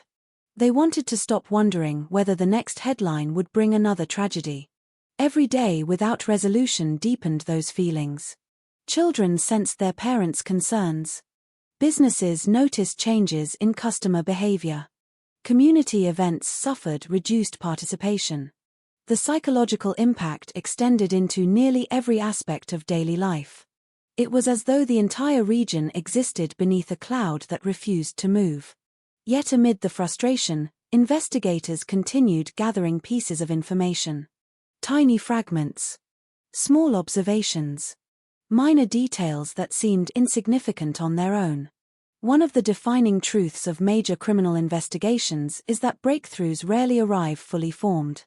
They emerge gradually. A witness statement aligns with physical evidence. A timeline begins making sense. A previously ignored detail acquires new importance. The picture becomes clearer. Not instantly. Incrementally. The Alan Leger investigation was approaching that stage. Though nobody could yet see the complete image, enough fragments had accumulated to suggest progress. Patterns were becoming visible. Evidence was beginning to converge. The manhunt still appeared uncertain from the outside, but internally, investigators sensed movement. They sensed possibility. They sensed that the case was slowly turning. What they did not know was that the breakthrough awaiting them would do more than identify a killer. It would help transform Canadian criminal justice itself. The solution would emerge from a field of science still unfamiliar to many people at the time. A field capable of identifying individuals through the unique biological signatures hidden inside every human body. The future of forensic investigation was approaching. And in the Alan Leger case, it was about to change everything. For nearly 7 months, Alan Leger had existed like a ghost moving through the forests, roads, and communities of New Brunswick. He had escaped from custody. He had evaded one of the largest manhunts in Canadian history. He had left behind devastated families, terrified communities, and exhausted investigators. Again and again, it seemed as though he managed to stay one step ahead. But every fugitive faces the same enemy: time. No matter how careful someone becomes, no matter how effectively they hide, every action creates consequences. Every movement leaves traces. Every crime leaves evidence. Every decision creates opportunities for mistakes. The challenge for investigators is surviving long enough to find those mistakes. By late 1989, the Alan Leger investigation had reached a critical stage. The public was exhausted. The police were exhausted. The communities living under the shadow of fear were exhausted. Yet despite the frustration and uncertainty, investigators had accomplished something important. They had not stopped working. Every crime scene had been processed. Every witness interviewed. Every piece of evidence preserved. Every lead pursued. What appeared from the outside to be a series of disconnected efforts was slowly becoming something much more powerful. A complete picture. Like thousands of pieces scattered across a table, the evidence was finally beginning to fit together. The breakthrough would not arrive through luck alone. Nor would it arrive through a dramatic confession. Instead, it emerged through the combination of relentless police work and a scientific revolution that was only beginning to reveal its potential. At the end of the 1980s, DNA analysis remained unfamiliar to most people. Today, audiences watching crime documentaries often assume DNA evidence has always existed as a standard investigative tool. But during the Alan Leger case, Forensic DNA testing was still relatively new. Its possibilities were extraordinary. Its acceptance was uncertain. Its future remained unwritten. Most people understood fingerprints. They understood eyewitness testimony. They understood physical evidence. DNA represented something different. Something almost invisible. A biological signature hidden within the body itself. A marker capable of distinguishing one individual from another with remarkable precision. To investigators and forensic scientists, the implications were enormous. For the first time, biological evidence collected at crime scenes could potentially identify individuals in ways previously impossible. The science was not magic. It required careful collection, careful preservation, careful analysis. But if performed correctly, it could provide answers that traditional investigative methods could never reach. As evidence from the Alan Leger case underwent examination, forensic specialists began recognizing the significance of what they possessed. Biological material recovered during the investigation offered opportunities for comparison. Opportunities for identification. Opportunities for certainty. And certainty had become increasingly valuable. Because while investigators strongly suspected who was responsible, suspicion alone could never be enough. A criminal case requires proof. Especially when the crimes involved multiple murders. Especially when the case would inevitably face intense legal scrutiny. Especially when the accused already occupied a prominent place in the public imagination.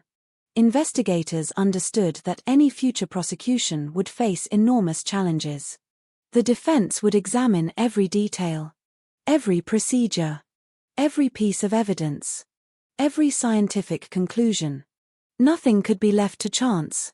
The evidence needed to be stronger than assumptions, stronger than public opinion, stronger than fear. It needed to stand on its own. As forensic examinations continued, the significance of the results became increasingly clear. Investigators found themselves holding something extraordinarily powerful. Not merely another lead. Not merely another theory. They possessed evidence capable of directly connecting Alan Leger to the crimes. Evidence that did not depend on memory. Evidence that did not depend on interpretation. Evidence rooted in biology itself. For the investigators who had spent months chasing leads through forests and rural communities, the realization was profound.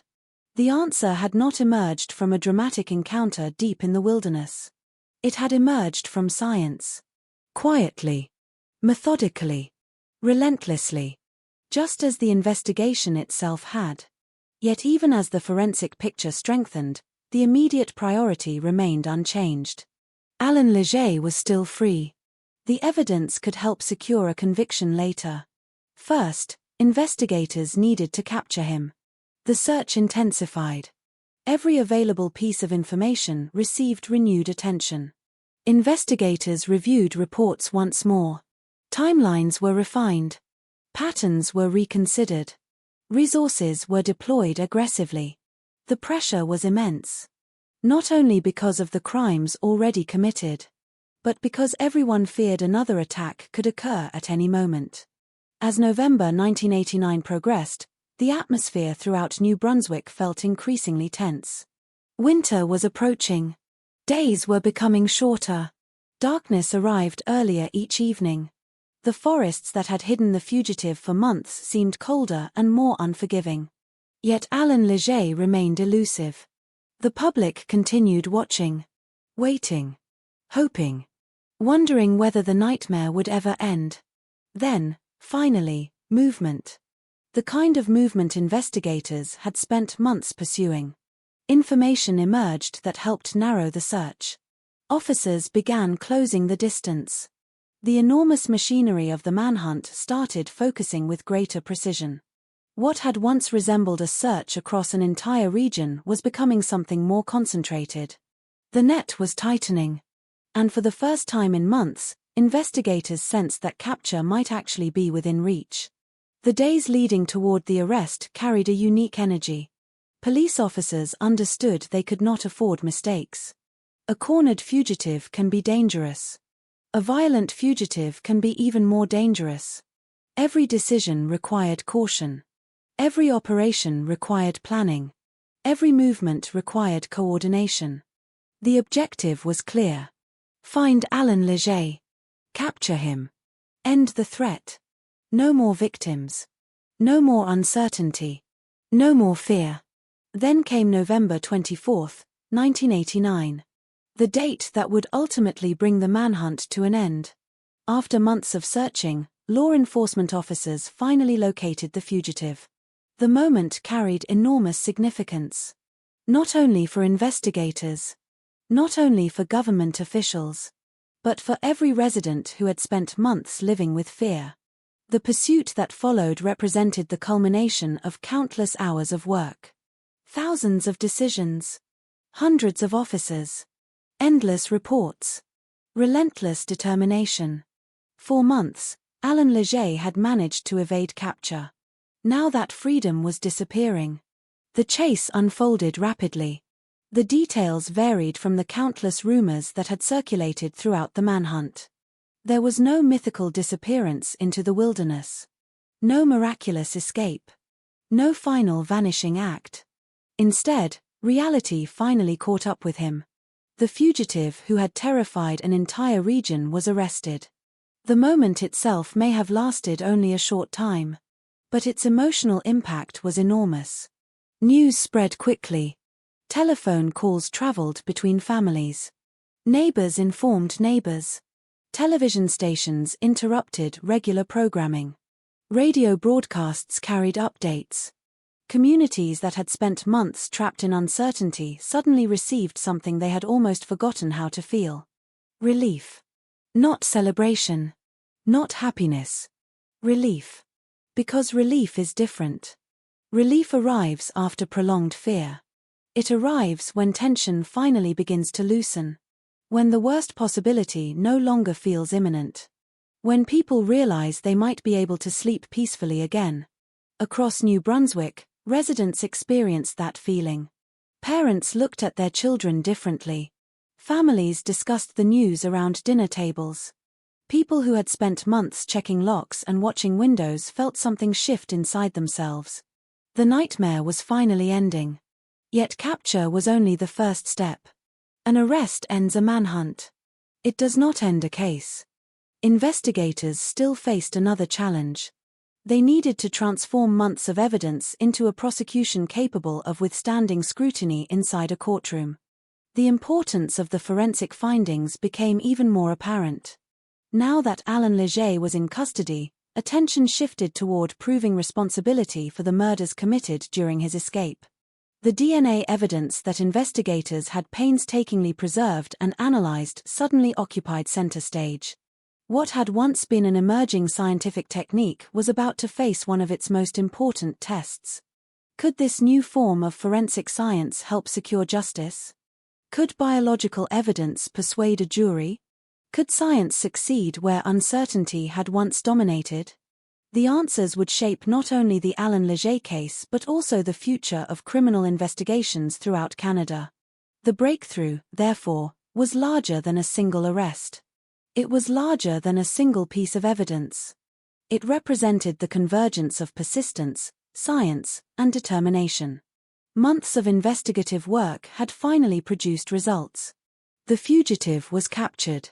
The evidence was growing stronger. The path toward justice was becoming visible. But another battle still remained. A battle fought not in forests or along rural roads. A battle fought inside a courtroom. A battle where lawyers would challenge evidence, experts would explain science, and families would confront the man whose actions had altered their lives forever. The manhunt was over. The pursuit of justice was only beginning. When Alan Leger was finally taken back into custody on November 24, 1989, a wave of relief swept across New Brunswick. For nearly 7 months, communities had lived beneath a shadow. Parents had worried about their children. Elderly residents had locked doors they had never locked before. Families had altered routines that had existed for generations. The arrest ended the manhunt. But it did not end the story. In many ways, It marked the beginning of a different struggle. The pursuit of justice. And unlike the search through forests and rural roads, this battle would unfold beneath courtroom lights. It would not be fought with roadblocks or patrol cars. It would be fought with evidence, arguments, witnesses, science, and the memories of those whose lives had been forever changed. As investigators transitioned from capture to prosecution, the scale of what lay ahead became increasingly clear. The crimes connected to Alan Leger were not isolated incidents. They represented a chain of violence that had terrified an entire region. The victims' families expected answers. The public expected accountability. The justice system faced enormous pressure. Not simply because the crimes were notorious, but because the case had already become part of Canadian history. Every decision mattered. Every procedure mattered. Every piece of evidence mattered. The prosecution understood that the defense would challenge every aspect of the investigation. The stakes were too high for anything less. At the center of the coming trial stood an extraordinary question. Could a relatively new form of forensic science help secure a conviction in one of Canada's most significant murder cases? Today, DNA evidence is familiar. Television viewers see it referenced constantly. Jurors often expect it. Investigators routinely rely upon it. In the late 1980s and early 1990s, however, DNA evidence occupied a very different position. It was innovative, promising, powerful, but still unfamiliar to many people. The Alan Leger case would help change that. The courtroom became a meeting place between two worlds: the traditional world of criminal investigation and the emerging world of forensic genetics. Inside the courtroom sat families carrying grief, reporters carrying notebooks, lawyers carrying strategy, and at the center of it all sat Alan Leger himself. The man whose actions had transformed quiet communities into symbols of fear. For many observers, seeing him in custody created a strange contrast. For months, he had existed as an unseen threat. A face in newspaper photographs. A name repeated across television broadcasts. A figure hidden somewhere beyond the reach of police. Now he occupied a physical space inside a courtroom. Visible. Present. No longer running. No longer hiding. Yet the emotions inside the courtroom extended far beyond the defendant. Every victim's family carried their own burden into those proceedings. Some sought closure. Others sought understanding. Many simply wanted to witness the process. To see the legal system address the harm that had been inflicted upon their loved ones. The courtroom cannot erase suffering. It cannot restore lost years. It cannot return stolen lives. What it can do is establish responsibility. And responsibility mattered. The prosecution's task was clear. Present the evidence. Demonstrate the connections. Show the jury why the defendant was responsible for the crimes. The defense faced a different responsibility. Challenge assumptions. Question procedures. Examine weaknesses. Test every conclusion. That tension lies at the heart of every criminal trial. The justice system depends upon scrutiny. Evidence must withstand challenge. Claims must survive examination. The stronger the case, the stronger it becomes under pressure. As testimony unfolded, jurors were introduced to the immense body of work produced during the investigation. Witness statements. Physical evidence. Timelines. Forensic analysis. Months of investigative effort began taking shape as a coherent narrative. What had once appeared as separate events became interconnected. The picture that investigators had spent months assembling was now being presented piece by piece. For many observers, however, the most significant aspect of the trial involved the scientific evidence. DNA analysis occupied a central role. Experts explained concepts that were unfamiliar to much of the public.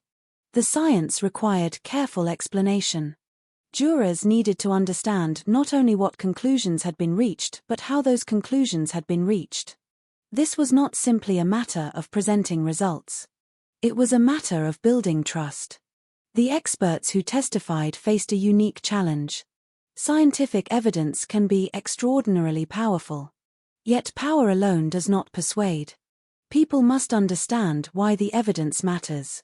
They must understand the methods, the procedures, the reasoning, the reliability.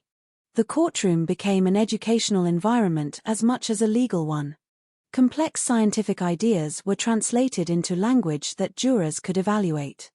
The significance of the moment extended beyond the Alan Leger case itself. Across Canada, legal professionals, investigators, and forensic scientists watched closely. The outcome would influence perceptions of DNA evidence for years to come. If accepted, it could help transform criminal investigations nationwide. If rejected, it might slow the adoption of a technology capable of solving countless future cases. The responsibility felt enormous. Meanwhile, the emotional weight inside the courtroom continued growing.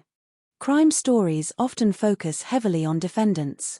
But trials affect many people simultaneously. Families relive trauma. Witnesses revisit painful memories. Investigators revisit scenes they cannot forget. The legal process demands examination of events that many would prefer never happened. For victims' families, this can be extraordinarily difficult. Every testimony reopens wounds. Every description revives memories. Every photograph reminds them of what was taken. Justice requires confronting reality. Yet confronting reality often comes with emotional costs. As the trial progressed, the evidence accumulated. Witnesses contributed details. Experts explained findings. Investigators described procedures. Piece by piece, the prosecution's case became stronger. The months of uncertainty that had characterized the manhunt were gradually replaced by clarity. Questions that once seemed impossible to answer now possessed explanations. Patterns emerged. Connections solidified.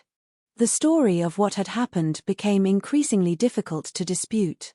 For the jury, the responsibility remained profound. Their task was not to respond emotionally. It was not to satisfy public opinion. It was not to reward investigators for their efforts. Their task was to evaluate evidence, to weigh facts, to determine whether the prosecution had met its burden. That burden represented one of the most important principles within any justice system. Guilt must be proven, not assumed, not suspected, proven. The evidence presented in the Alan Leger trial aimed to meet that standard. And ultimately, it did. The verdict carried enormous significance. Alan Leger was convicted for the murders committed during his period as a fugitive. The decision represented the culmination of years of investigation, forensic work, and legal preparation. For the families, the verdict produced complicated emotions. Relief, sadness, exhaustion, validation. Justice is rarely a moment of celebration in cases involving violent crime. The losses remain. The grief remains. The empty chairs remain. What changes is the certainty. The uncertainty ends. Responsibility is established. The legal process reaches its conclusion. For many families, that conclusion matters deeply. It provides acknowledgement, recognition, confirmation that what happened will not be ignored. The sentencing phase further reinforced the seriousness of the crimes. Multiple life sentences ensured that Alan Leger would spend the remainder of his life behind bars. The communities that had once feared his return could finally move forward knowing that possibility had been removed. The sentence reflected more than punishment. It reflected protection. The justice system's responsibility extends beyond addressing past harm. It also seeks to prevent future harm. In the eyes of the courts, Alan Leger represented a continuing danger. The severity of the sentence reflected that assessment. Years passed. Then decades. Throughout that time, Leger pursued various forms of review and parole consideration. Yet concerns regarding risk remained. Authorities repeatedly concluded that releasing him would pose unacceptable dangers. The decisions reflected the lasting impact of his crimes. The memories had not disappeared. The consequences had not faded. For the victims' families, time moved differently than it did for legal institutions.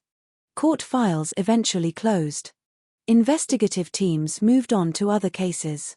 New headlines replaced old ones. But grief does not operate according to legal schedules. Families carried their losses forward year after year. Birthdays passed. Holidays arrived. Milestones occurred. The absence remained. That reality serves as an important reminder. Justice can hold offenders accountable. It cannot restore what was taken. Perhaps the most enduring legacy of the trial lies in its influence on forensic science. The DNA evidence presented during the proceedings helped demonstrate the extraordinary value of genetic identification in criminal investigations. What once seemed experimental gradually became accepted. What once seemed revolutionary eventually became routine. Future investigators would rely upon techniques strengthened by cases such as this one. Future victims would receive answers because of scientific tools whose credibility had been reinforced. In that sense, the trial achieved something larger than a verdict. It helped shape the future. The manhunt had terrorized a region. The investigation had tested law enforcement. The trial had tested science. And ultimately, the justice system delivered its answer. The fugitive who once moved through forests and rural roads beyond the reach of police would spend the remainder of his life behind prison walls. The communities he terrorized would slowly begin rebuilding. And the case itself would enter Canadian history, not only as the story of a killer, but as the story of a justice system confronting one of its greatest challenges and emerging transformed by the experience. Yet even after the verdict, one final chapter remained. Because long after courtrooms empty and sentences are imposed, every major crime leaves behind questions about fear, resilience, memory, and the lessons society chooses to carry forward. And those lessons would become the final legacy of the Alain Léger case. When people look back on the Alain Léger case today, it is tempting to view it as a story with a clear ending. The fugitive was captured. The trial was completed. The verdict was delivered. The prison gates closed behind him. Justice, at least in the legal sense, was served. Stories often feel neat when viewed from a distance. The beginning is identified. The middle unfolds. The ending arrives. The credits roll. Life moves on. But real life rarely follows that structure. Real tragedies do not conclude when a courtroom empties. Fear does not disappear overnight. Trauma does not obey legal timelines. And grief never receives a final chapter. For the people of Miramichi and the surrounding communities, the end of the manhunt marked the beginning of something else. Recovery. A slow, uneven process that would continue long after television cameras left town. In the months immediately following Alain Léger's capture, a strange emotional atmosphere settled over New Brunswick. Relief was everywhere. Yet relief existed alongside exhaustion. For nearly 7 months, people had lived in a state of heightened awareness. Every unusual sound. Every unexpected visitor. Every unfamiliar vehicle. Everything had felt potentially threatening. Human beings are not designed to remain afraid indefinitely. Fear demands energy. It demands attention. It demands vigilance. And eventually, it leaves people tired. Very tired. Many residents later described the period following the arrest as surreal. For months, daily life had revolved around the manhunt. Newspaper headlines. Television reports. Community discussions. Police activity. Then suddenly it was over. The threat that had dominated conversations simply disappeared. The silence that followed felt unfamiliar. Some people welcomed it immediately. Others struggled to adjust. Because once fear becomes routine, normality can feel strange. Parents slowly began relaxing restrictions they had placed on their children. Neighbors resumed old habits. Community events returned. The routines that had been interrupted slowly reappeared. Life attempted to return to what it had been before. But there was one problem. The communities were no longer exactly the same. Something had changed. Not physically. Psychologically. The illusion of absolute safety had been broken. Before Alan Leger's escape, many residents viewed violent crime as something distant. Something that happened elsewhere. Something belonging to larger cities and unfamiliar places. The manhunt shattered that belief. People learned that even quiet communities can become the setting for extraordinary violence. They learned that danger sometimes arrives without warning.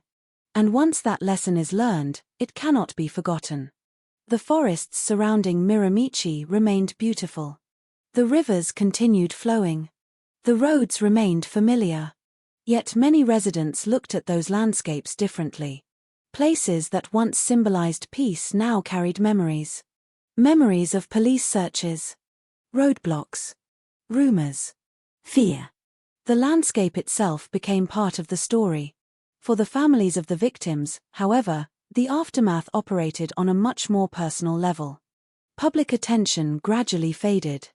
National headlines moved on. New stories replaced old ones. But families do not move on in the same way. They move forward. There is a difference. Moving on suggests leaving something behind.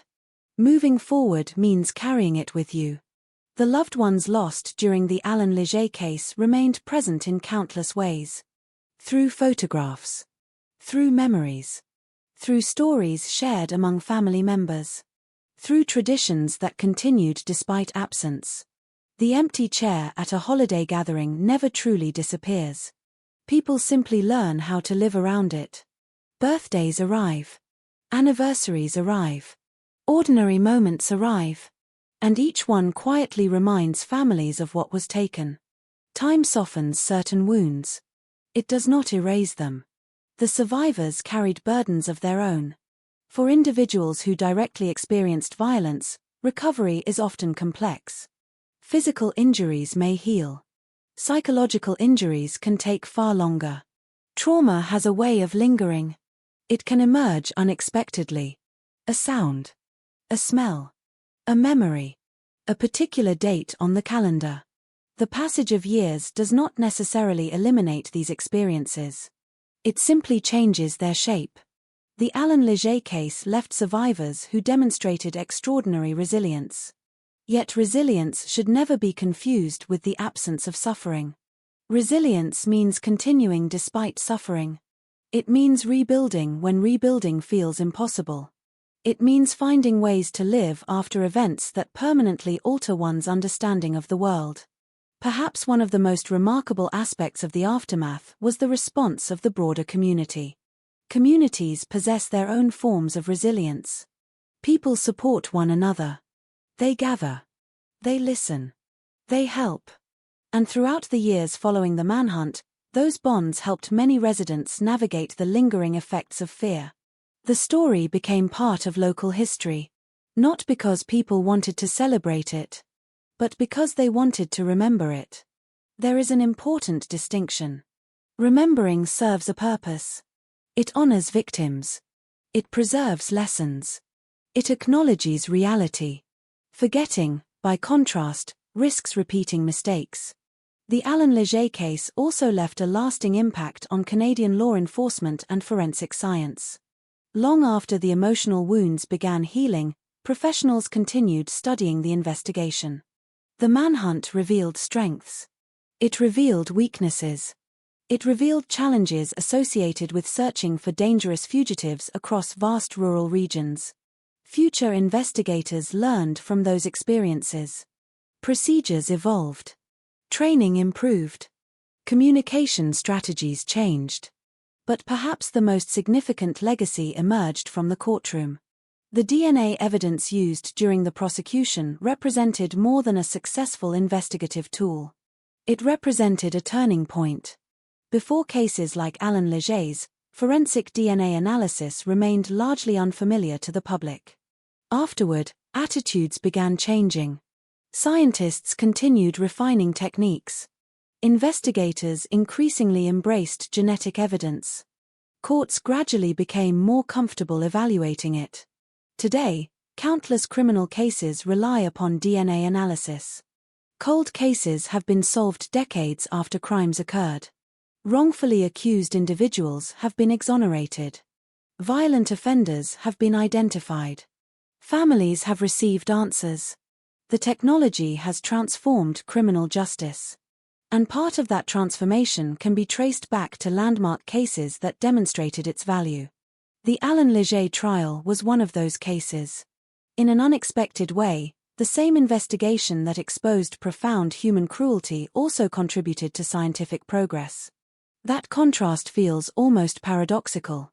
Out of tragedy emerged innovation. Out of suffering emerged advancement. Out of darkness emerged a tool capable of helping future victims obtain justice. Years became decades. Alan Leger remained incarcerated. The courts repeatedly examined requests connected to his incarceration.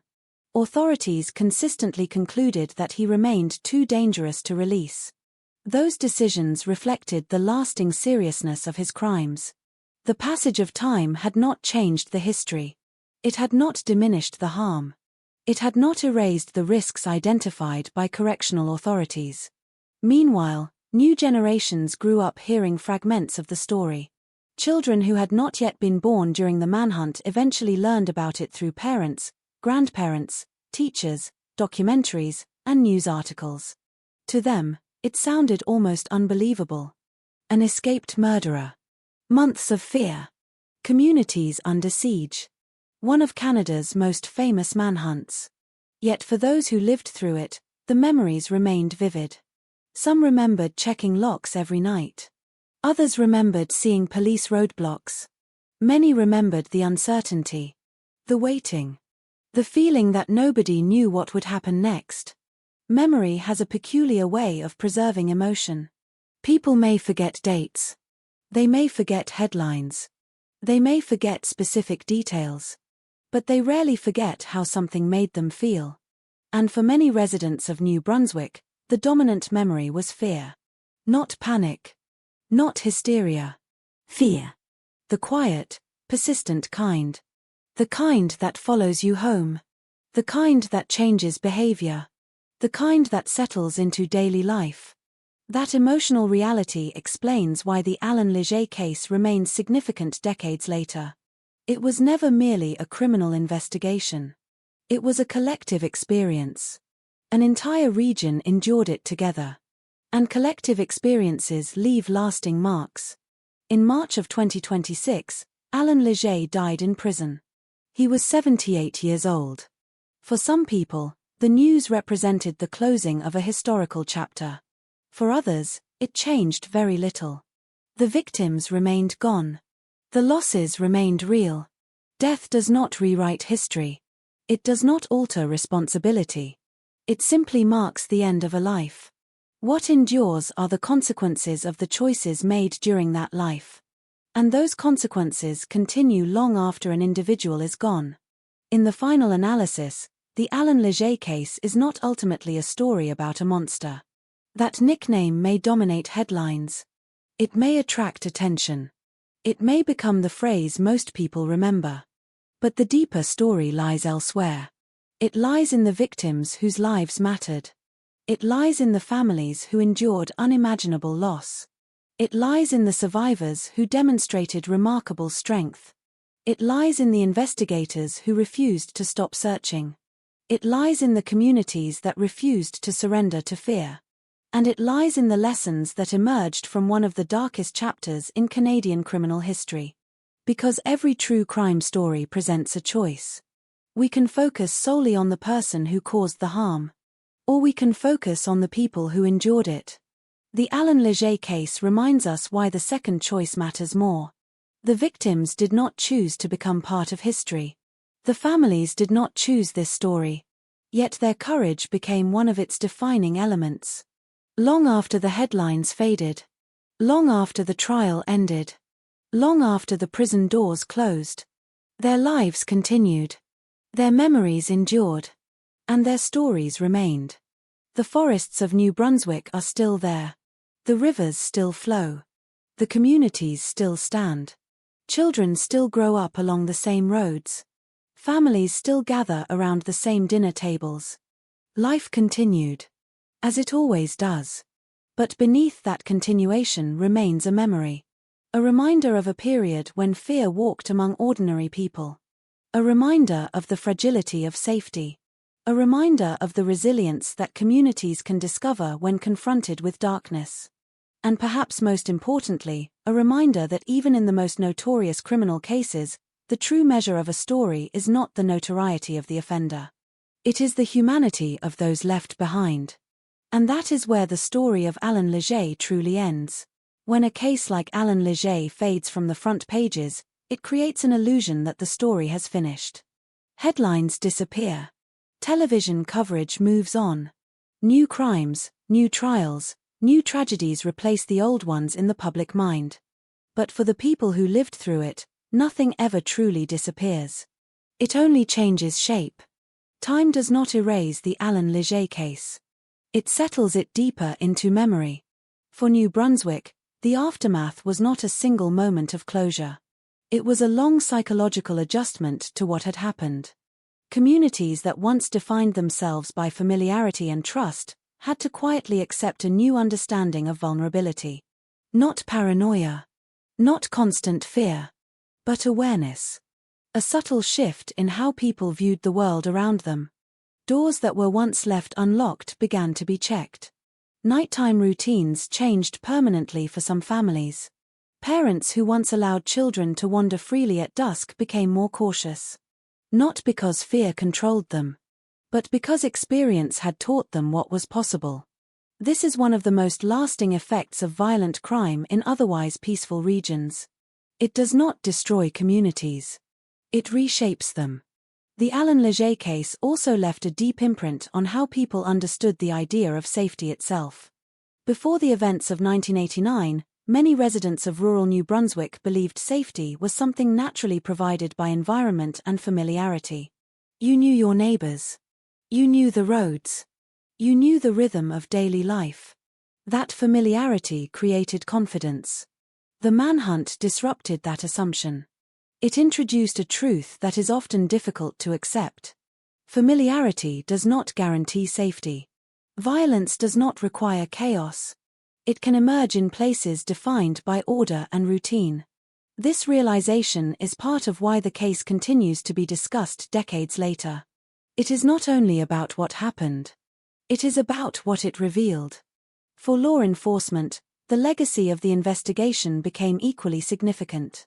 The Alan Leger manhunt demonstrated both the strengths and limitations of large-scale fugitive operations in rural environments. It showed how geography can complicate even the most extensive search efforts. It also showed how persistence, coordination, and evolving strategy can eventually succeed under extreme pressure.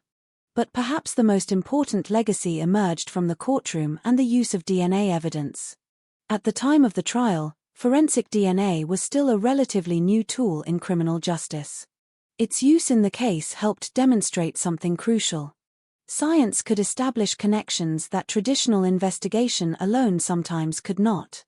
That realization changed expectations. Over time, DNA analysis became one of the most important tools in modern policing. Cold cases that once seemed unsolvable began to reopen. Evidence stored for years suddenly gained new value. Investigators gained a tool that could speak across time. In that sense, the Alan Leger case became part of a turning point in forensic history. Not because it was the first to use DNA, but because it helped prove its power in one of the most serious legal contexts imaginable. For victims' families, however, the long-term reality exists on a different plane entirely. Legal outcomes bring resolution in the eyes of the justice system. They do not replace what was lost. Years later, grief often becomes less about acute pain and more about absence. A quiet, persistent awareness that certain people are no longer part of everyday life. There are no new memories with them. Only existing ones revisited over time. Families learn to carry that absence into ordinary moments. A meal. A holiday. A conversation where someone is missing but still remembered. This is why true crime stories remain emotionally complex even after justice is served. Because justice addresses responsibility. But it does not restore life. For the broader public, the Alan Leger case eventually transitioned into history. It became part of Canadian criminal archives. It is studied in discussions about policing, forensic science, and criminal psychology. It appears in documentaries, articles, and retrospectives. Over time, the emotional intensity fades for those who were not directly affected. But the case still carries weight because of what it represents. A reminder that extreme violence can disrupt even stable, quiet societies. A reminder that systems designed to contain danger are not infallible. And a reminder that when those systems fail, the consequences ripple far beyond a single incident. One of the most important psychological effects of cases like this is what they do to collective imagination. People begin to ask different questions. Not only what happened, but how could it happen here? That question lingers long after details are forgotten. Because it challenges assumptions about place, identity, and safety. In Miramichi and surrounding regions, the story eventually became part of local identity in a complicated way. Not as something celebrated, but as something acknowledged. A shared memory that shaped how a generation understood fear and resilience. Younger residents grew up hearing fragments of it. Older residents remembered it directly. Between those perspectives lies a gap between history and lived experience. And across that gap, stories are passed down. Not to preserve fear, but to preserve awareness.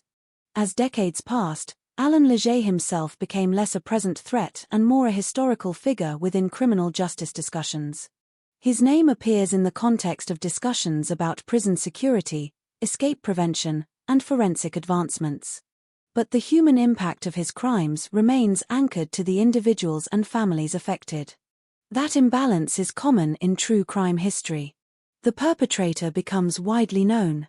The victims become remembered more locally, more personally, more quietly. This is why revisiting cases like this matters.